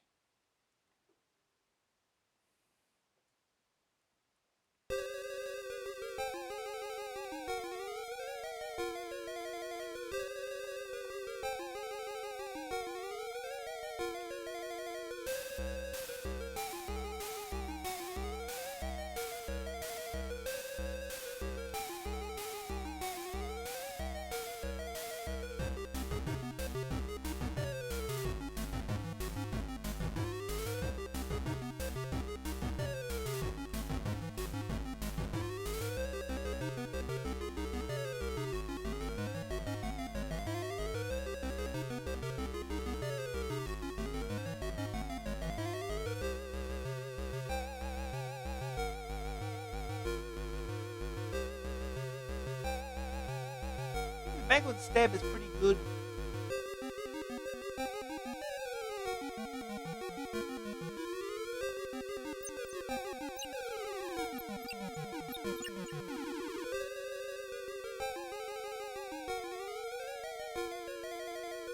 Go up the way. Okay.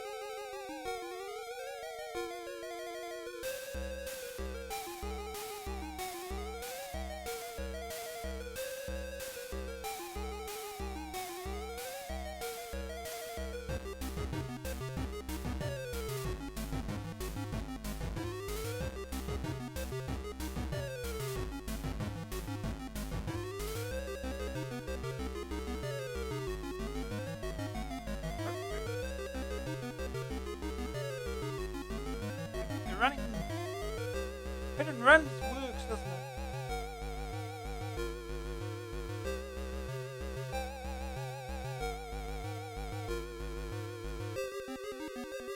Beep. Okay, there's a lot of animation they put in there. Like two whole damn frames.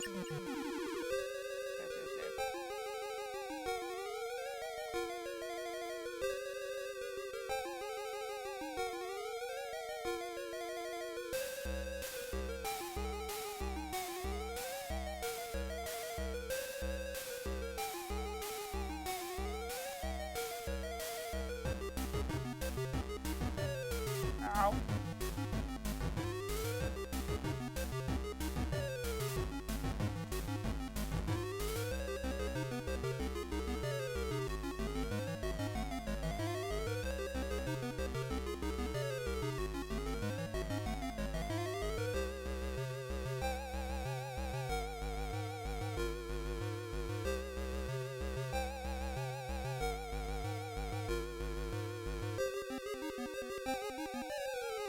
No, we do.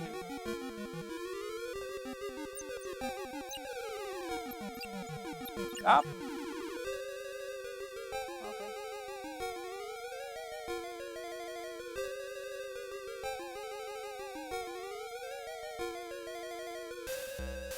Okay. Little Sonya.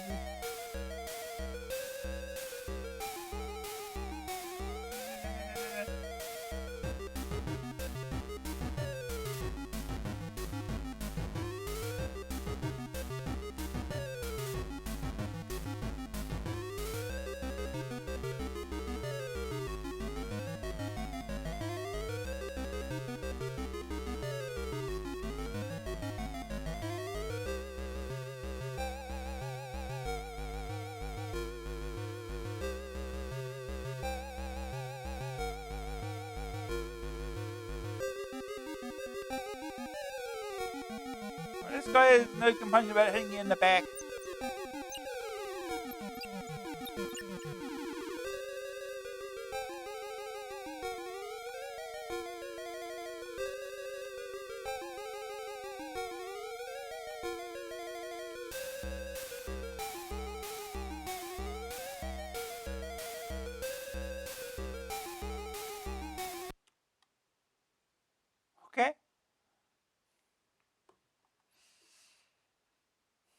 Okay.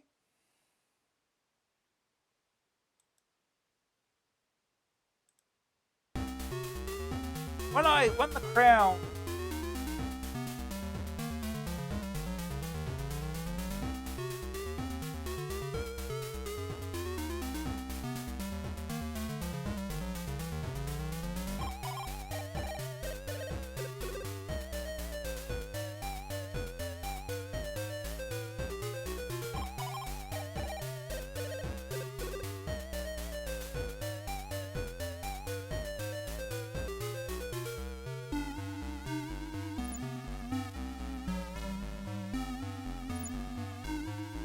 Food, food, yeah, food.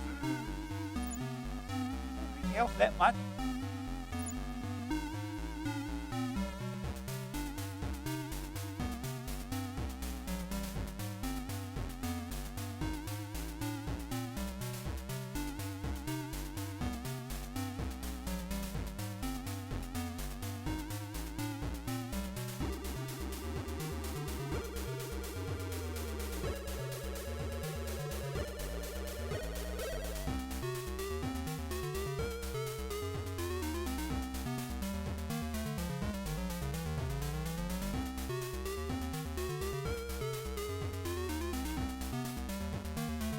The ladder here, can't climb it.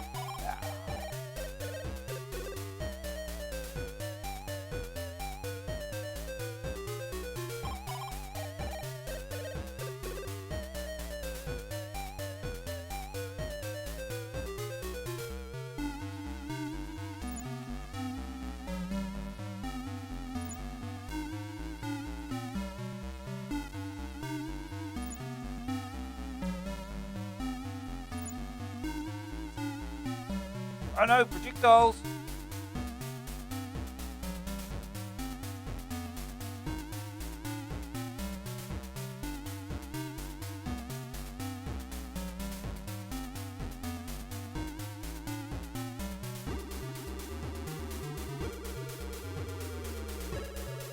Hitting me.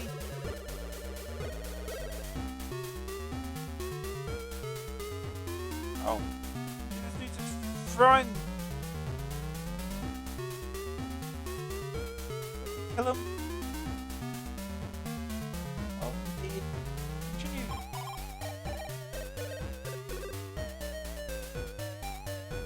You go in here? I don't know what to do.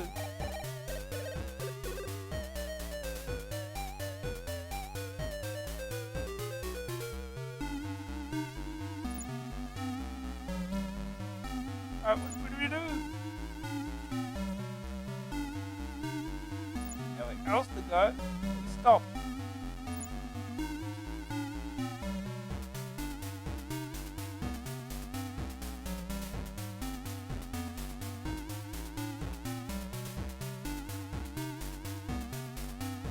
Oh, there we go, we got him finally.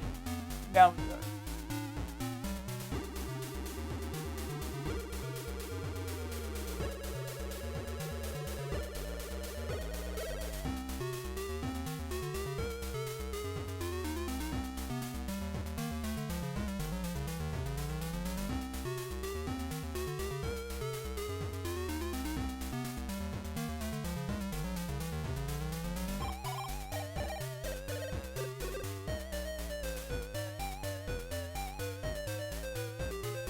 I'm not sure I call this pirate music,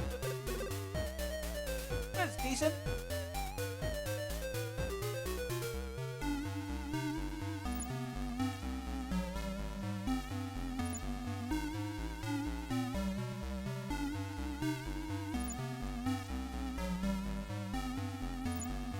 Extra help.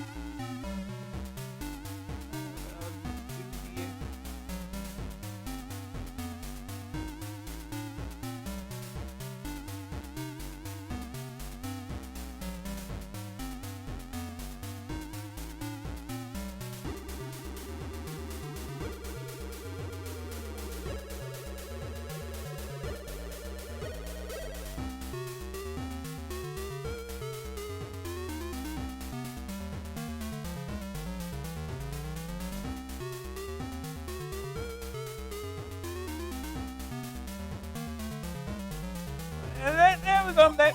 Yeah, that time. Up.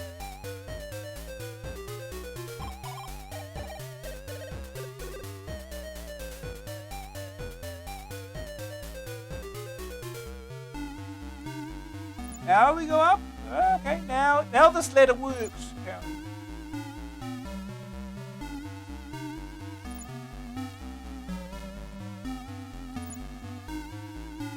Oh, geez. Continue.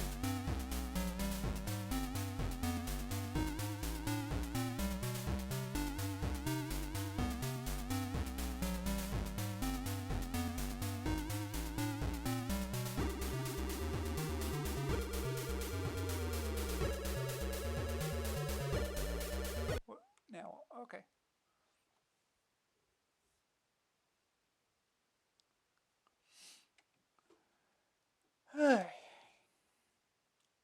Next stage. Oh no, we got ninjas! Why are there ninjas in this game?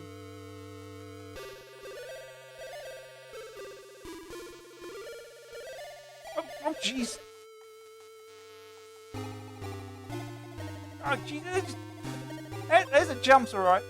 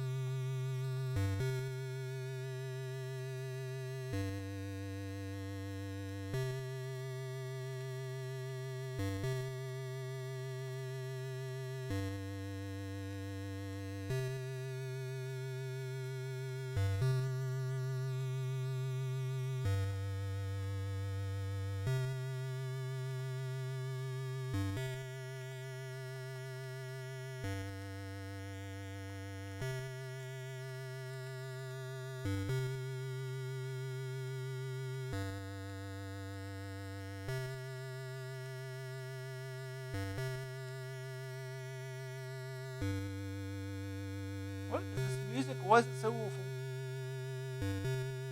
What happened to the good music?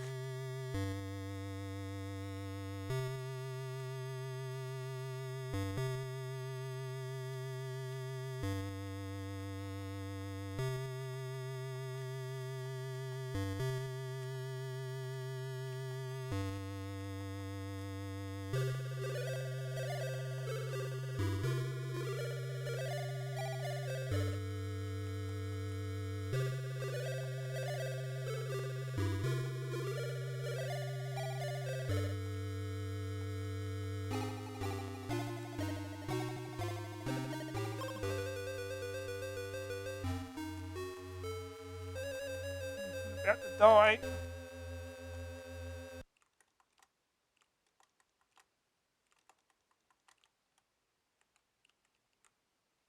Oh, there's another one. Another one.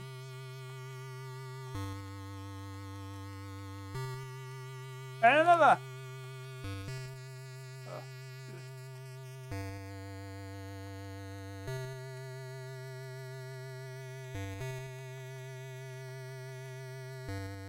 And another. They just jump off screen. It's perfectly normal.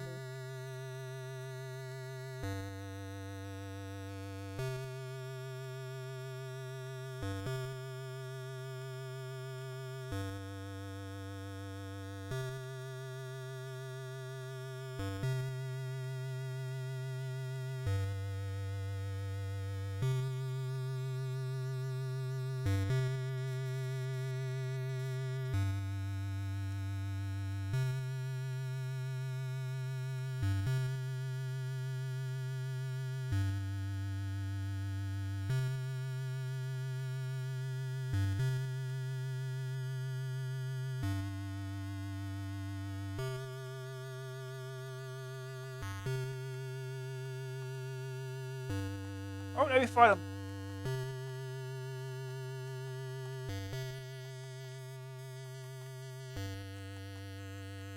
Oh, geez, he did like 8 damage.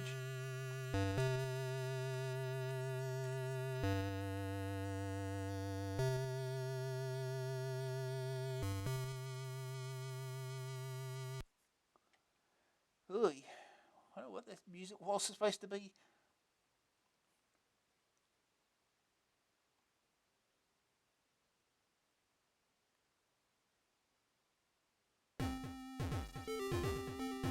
One the yin yang.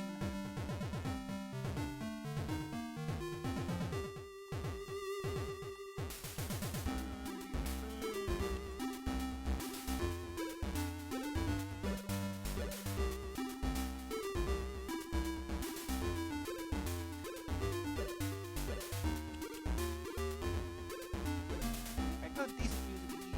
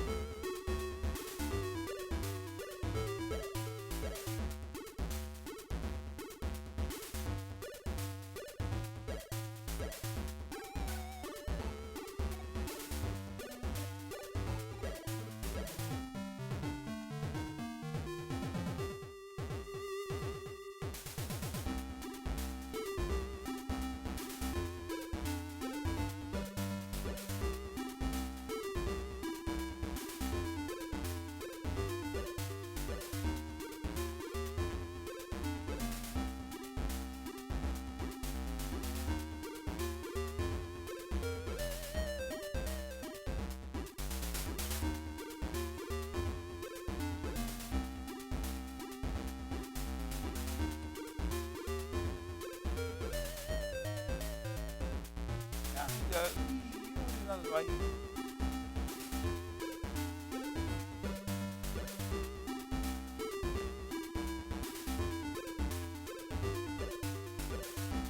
Oh no, it's not a bottle dude.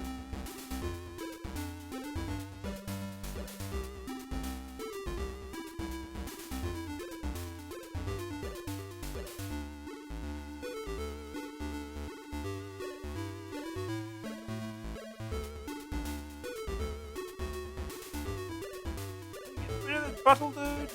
No, apparently not. It's annoying.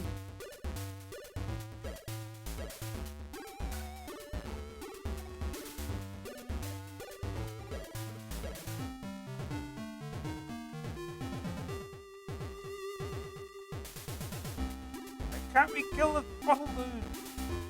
Barrel dude. Food right there.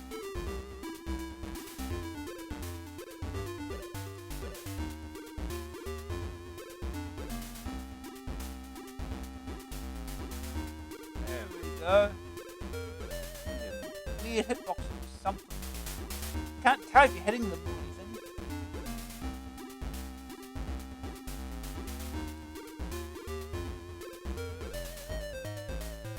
And ask credit.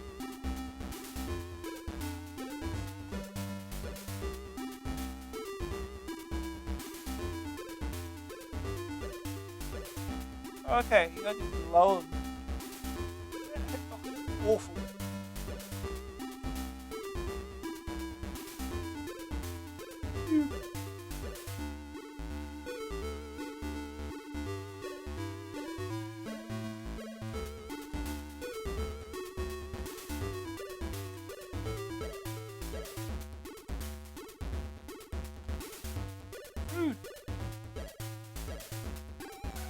That food drain my health. Oh, no, that's it. Game just ends. It'd be half decent, except when it's scrolling. Oh, that's Skull and Crossbones.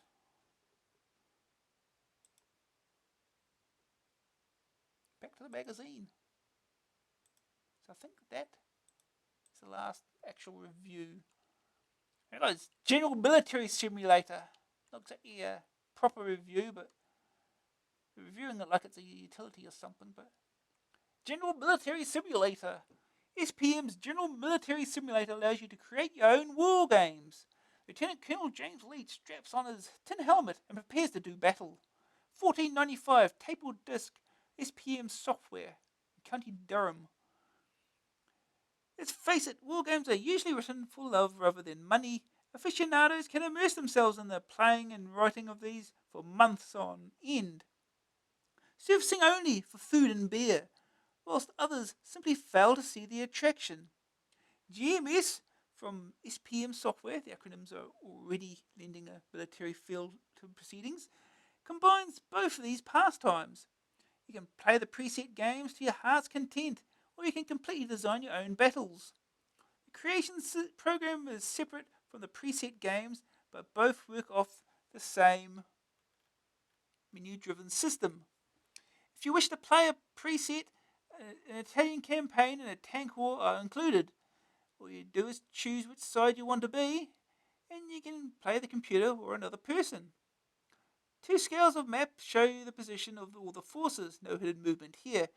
And to give orders, you must access a movement menu. Position a cursor over the relevant unit and access a further menu to choose the orders. It's a bit fiddly as the keys have different functions depending on what level of submenus you're in. Battle maneuvers. Moving all your forces takes an age as you dive in and out of the various menus, but once you've done it, you're able to go to your movement phase and see how your troops are faring. Then it's up to the computer and your human opponent to do the same. Combat being worked out at the end of his movement phase too. Battles occur when units are next to each other and are worked out using effective strength equations modified by quality and morale. It's a fairly simple system which works well. The military build-up. Undoubtedly, the greatest attraction of GMS is the Creator program. Quite simply, it allows you to set up any battle you choose from any period in history. You start by designing the terrain, then move on to other aspects such as the icons, which designate the units. A character designer is included, so with a minute or two's cursor movements, you'll have a little symbol of your choice. Setting the parameters of the units is also fairly simple. When everything's to your liking, all you have to do is save it all and start to play, with exactly the same rules as the presets. It's advisable to note on paper all the types and strengths of the units you've set up, because things could get confusing in the heat of battle. When everything's to your liking, all you have... Oh, we've done that. GMS comes with a concise yet comprehensive manual and gives examples when anything doesn't appear obvious. To set up a battle of any considerable size takes about an hour, if you're fairly quick. And to play it takes about the same time. So this certainly isn't a game for those wanting a quick blast of strategic warfare. Fighting fit. The graphics are clear and nicely handled for such a complex game. Where the program falls down is in the finicky menu system it employs. To move your units one by one, using these menus is irksome and detracts from the otherwise quick and smooth operation of the sim. The computer is a pretty boring opponent to play too. Only has one skill level and seems content to dig in and let you destroy yourself against its fortifications. But once you get used to these annoyances, you can have a lot of fun with General Military Simulator. It's about the only detailed wargame designer there is for the CPC, and if that's what you're into, it's got to be worth getting a hold of a copy.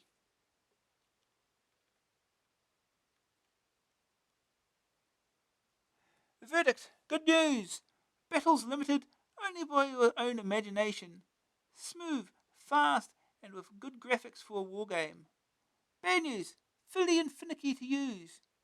The computer plays a cowardly game. Special offer now, a genuine Amstrad disk drive and interface for your CPC 464 at an affordable price. Only $89.99. Complete including courier delivery, save over £60. Yes, now you can turn your CPC 464, 464 Plus into a drive-based system with a superb Amstrad DD1 disk drive and interface. Orders normally dispatched within 48 hours. All checks postal orders made payable to Daytel Electronics Limited.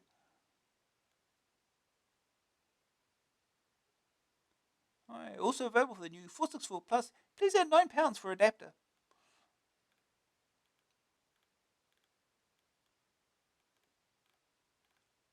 More pages for Daytel. K&M computers. Cheat mode. Are you stuck in your favourite game? Could you use some help? This is the place. Every month, AA's champion of cheating, Phil Howard, assembles all the best hints, tips, pokes, maps, and solutions sent in by our readers.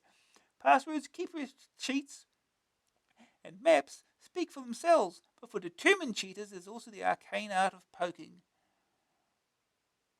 Pokes. These are the short programs which alter the game as it's loaded. They are developed by hacking specialists to alter such things as the number of lives you have, amount of energy, etc., etc. Multi-face pokes. These work with romantic robots' little black box. Multi-face. This gadget lets you do clever things which include poking around a program to change the number of lives, etc.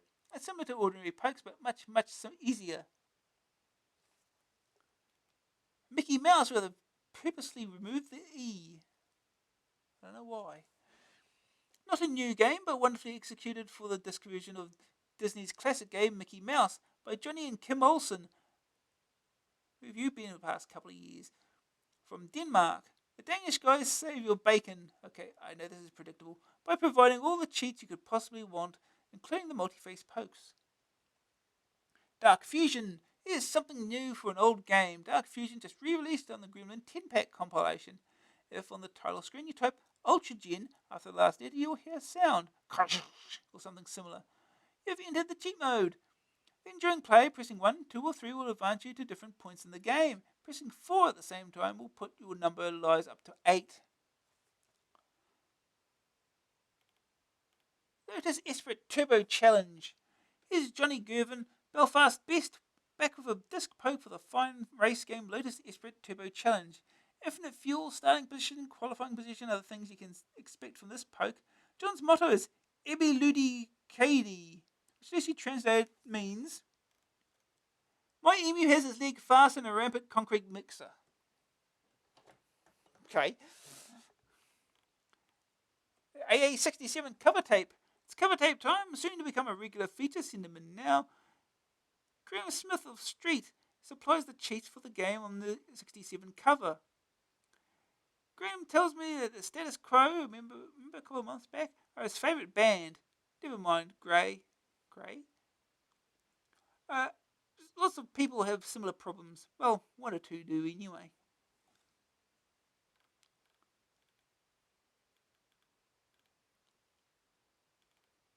Foremost Horror. The aging Andy Price, it was his birthday last week, has put together another great compilation of pokes, this time for Alternative's Foremost Horror tape package.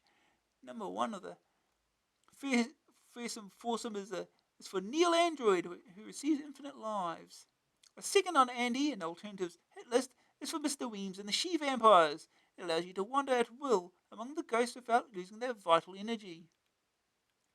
I remember Nosferatu the vampire, Klaus Kinski minus his makeup, creeping up and down stone staircases looking for the non-existent film script. Not my idea of fun. Anyway, enough of that. The game has a certain atmosphere, and so now Andy has added a little bit of life to spice up the proceedings.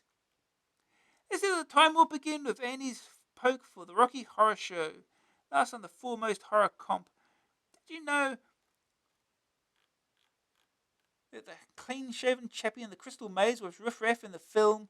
No, never did I. Isn't life just crammed full of surprises?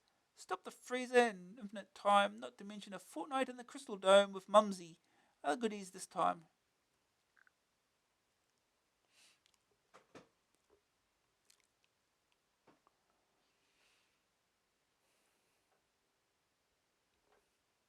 Right, Hawkstorm. Graham whips up a storm with his final cheat of the month for Hawkstorm. Graham has supplied the multi-phase stuff for both the 64K version and the 128K version. The cheat is for the 64K only. Was it something I said? The Light Corridor. Infogrames' latest bat and ball game, The Light Corridor, is the subject of these cheats. Two of them. Pause with return, then type in Los Angeles Common Polo for infinite balls, or pause the game and type Somomujo Victoriano to see the light at the end of the tunnel. They put their best brains available on the job, Debbie and her ma'am. Apparently, it's Spanish and something to do with chickens. Don't ask me. Titanic. From P.L. Kugenvin of Trevone Bay comes an iceberg of a password to get you into the higher level of the game, Titanic. No need to hold your breath a moment longer. It's Susie. Midnight Resistance. Here's a good tip for Midnight Resistance from Jamie Dyson down in Plymouth and Red Crute in Cobham. When you reach the end of level Guardian, press Control and it will self-destruct. The Guardian, that is, not the Control key. Oh, I don't know though. That makes it a lot easier, doesn't it?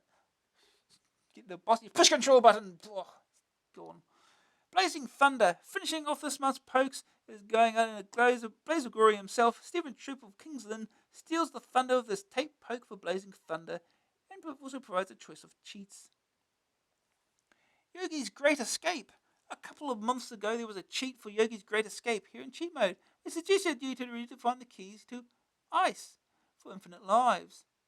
Well, that wasn't quite accurate, just testing, you understand. Philip Brown of Boston tells me that the cheat for the high-tech version involves pressing the keys ICE down on the title screen. I've tried it and it works. Thanks very much, Phil. Continental Circus. Stephen Matthews of Kingsland is fast becoming part of the regular scene here at Cheat Mode. Tips, multi-faces, pokes, and now key press cheats. Keep up the good work, Steph. About time you had a prize for your work. This one is for Continental Circus. Press clear to redefine the keys as CHEAT space. Then on returning to the main screen, the border color will have changed, and you know infinite continues. Multi-load magic. We've had this tip for multi-load tape games before, but just in case you haven't heard, here it is again from Kevin Hoy of Bootle, Martin Pegler of Ferrum, William Ramage of Forth, Andrew Staff of Grimsby, and Michael Westmacott of Bristol. A number of games allow you to load higher levels than the one you are supposed to. Some have a small header so the computer can check which level it is. Cabal, Dragon Ninja, Untouchables, Chase HQ, Robocop. And you have the correct header loading before the block you want. Others just load the next one on the tape. Shadow Warriors, Future Bike Simulator, Flibbo's Quest, Tintin on the Moon, Restan. Listen to the tape and take note of the tape counter at the start of each level. Then at the appropriate time, whiz the tape forward to load a higher level. Go on, it's worth a try. Nightbreed. Kevin Hoy of Brutal, who did such a wonderful job of the solution to Myth back in AA63, has returned from a Technicolor trip to Midian, clutching a solution and tips for the new ocean game Nightbreed. Baphomet to his buds, may never be the same again. What are tips? Get a gun as soon as possible. Kill all the sons of the free. Stand still when on the screen when vomiting fat man. He will ignore you and walk off the screen. You can jump further if you transform into Cabal, but whilst transformed you cannot use a gun. On the game bottom, turn away from the eyes and look out from the explosions under the floor. So I've got solution. Game top. Game top, game middle, game bottom, game middle. Okay.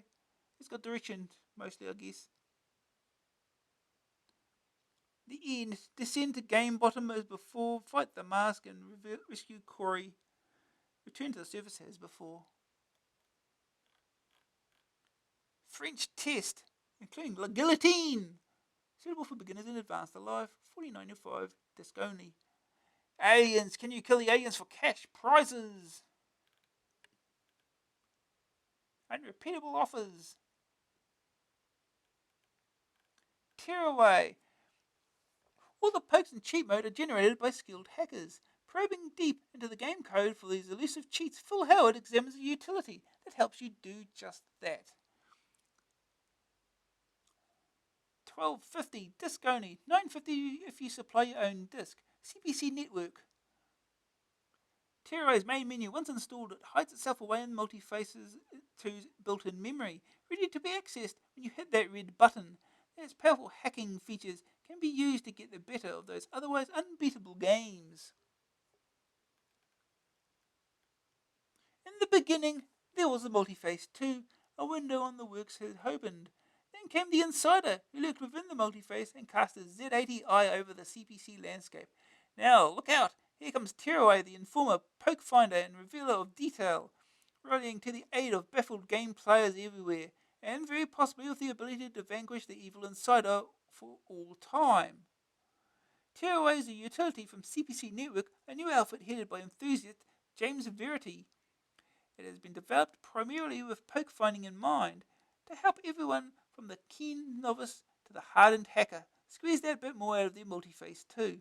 What's more, it is dead easy to use. System requirements. Supplied only on disk, Tearaway requires at least 128K of memory, not necessarily a 6128 though, and of course a Multiface 2.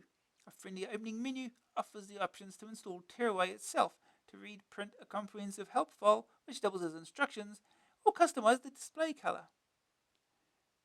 Once Tearaway is loaded into the Multiface RAM, the computer resets, and to all intents and purposes, it was never there. You're free to run and play your games as normal. But press the red button on the Multiface 2, and instead of the minimal information line or the Insider's postage stamp display, Tearaway's main menu takes over the screen. The entire program is menu driven so that you are never further than a couple of keystrokes away from where you want to be. Main features. United Amstrad user group members ahoy! CPC Network is offering you special discounts. Get in touch for more info. Main features. A full disassembler supporting documented and undocumented Z80 opcodes. A comprehensive search facility. A memory editor and memory dump. A graphic display of the memory area. Information on and the option to change the registers, palette and chip status. Plus the choice to output the data to screen or to printer in hex or decimal, to insert pokes and shuffle blocks of memory about.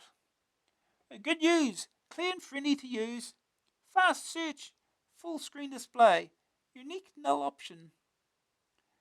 Bad news, needs Multiface 2, 128K and a disk drive.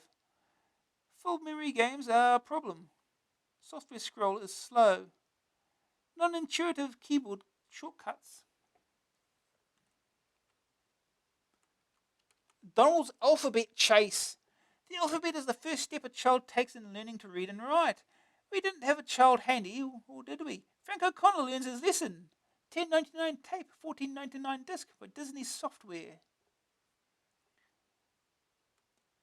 Educational games for children are becoming a fairly common sight on the Amstrad, and so quality is paramount if a program is to make an impact. So when Disney, unchallenged master of the children's entertainment, decides to release a game, it ought to be something very special indeed. Donald's Alphabet Chase sees the bad-tempered duck looking around his house for his missing alphabet pets. Alphabet pets, as if you didn't know, are little letter-shaped animals with a penchant for devilment and mischief. Pesky varmints. Donald's task is to round up the pesky little varmints and put them in the correct place. The letters are scattered in various rooms throughout the house. To help find the letters, the child simply presses the key they wish Donald to search for. Donald will then go to the correct room, find the letter, and tuck it safely away.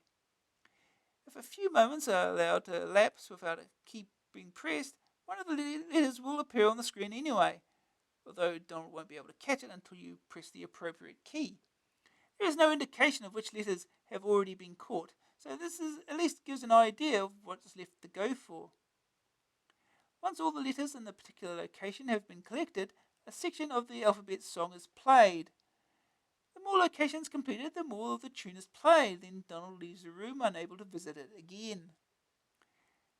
The action moves from room to room, with more of the diabolical little letters showing up in the most unlikely places. They could be in the fridge, behind the TV, or swinging from the light shade. Donald, once he has spotted the letter, will grab it when prompted. He may have to jump to reach the darn thing, but he'll get it eventually. The main problem with this mode of play is the repetitive nature of the action. Donald is only able to perform one task. This task may well be carried out in several different settings and situations, but it wasn't quite enough to hold my niece Lucy's attention. A 4-year-old has a fairly short attention span, and a few more tasks would have helped keep things going. Behind you, the daft duck can't see that letter D. He'll get it eventually, though. Still, the colourful graphics were a delight to the child, and an interaction with a favourite Disney character is a real boon to a toddler. On the graphics side of things, there are a few complaints. The screen is filled with a positive feast of colour. Donald is well animated, perhaps a little slowly, but the essence of his character is there. From 2 to 5? The title is aimed at a fairly wide age group, 2 to 5. This may not sound like a large range, but the difference in ability between the two extremes in this group is larger than you'd think. The 5-year-olds probably know their alphabet already, and should be putting it to some use by that point. 2 and 3-year-olds, however, would probably appreciate something as simplistic as this. The other problem is that the program doesn't teach alphabetical order directly, although the alphabet is displayed. The letters can be chosen in any order, so it is up to a parent or teacher to explain which goes where. The question is, does the program do what it is supposed to? Is it as educational as Disney would have us believe? The short answer is no. As attractive as it looks, the program doesn't stand up to much analysis. Flashing lights and simple tunes are not enough to justify the purchase. When compared to the competition, this looks fairly dire. Good advice would be to shop around for a more flexible package. Good news! Colourful and attractive, with instantly recognisable characters. Donald's tantrums and animated sequences bring many a young chuckle. Bad news, the slow pace is frustrating. Repetitive gameplay soon promotes boredom. Only a handful of different scenes. Poor value, you get little education for your money. Oh. He's diving into the pool. Haha, that's the best bit so far. Donald falls in the swimming pool while he's searching for those elusive letters. Donald's alphabet chase has a few humorous sequences. Too few. 3.5-inch disc drives, only $69.99. Ooh, cheapo.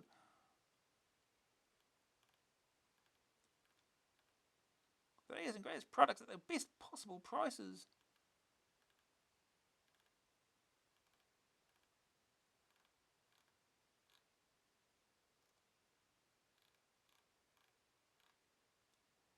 We want your honest opinion of Amstrad Action so we can make it even better.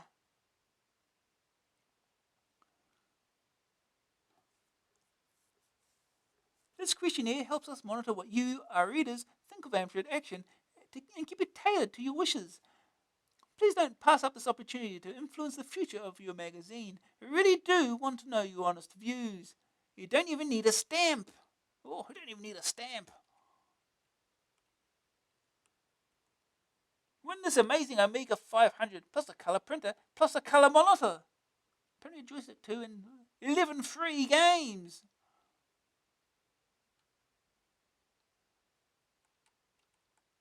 Win the top 5 Amiga soccer games. You could win Final Whistle, Soccer Manager, Kickoff 2, Gaza, and World Championship Soccer for your Amiga if you call now. Win the top 10 Amiga games. Is that font again? The top 10 Amiga games of today could be yours. Tomorrow, if you're a winner of our competition, the games you could win are Speedball 2, Lemmings, Turrican 2, Gods, Kickoff 2, Viz, MiG-29, Little Puff, Swiv, and Fantasy World of Dizzy. Fantasy World of Dizzy. Okay, and what more could you possibly need?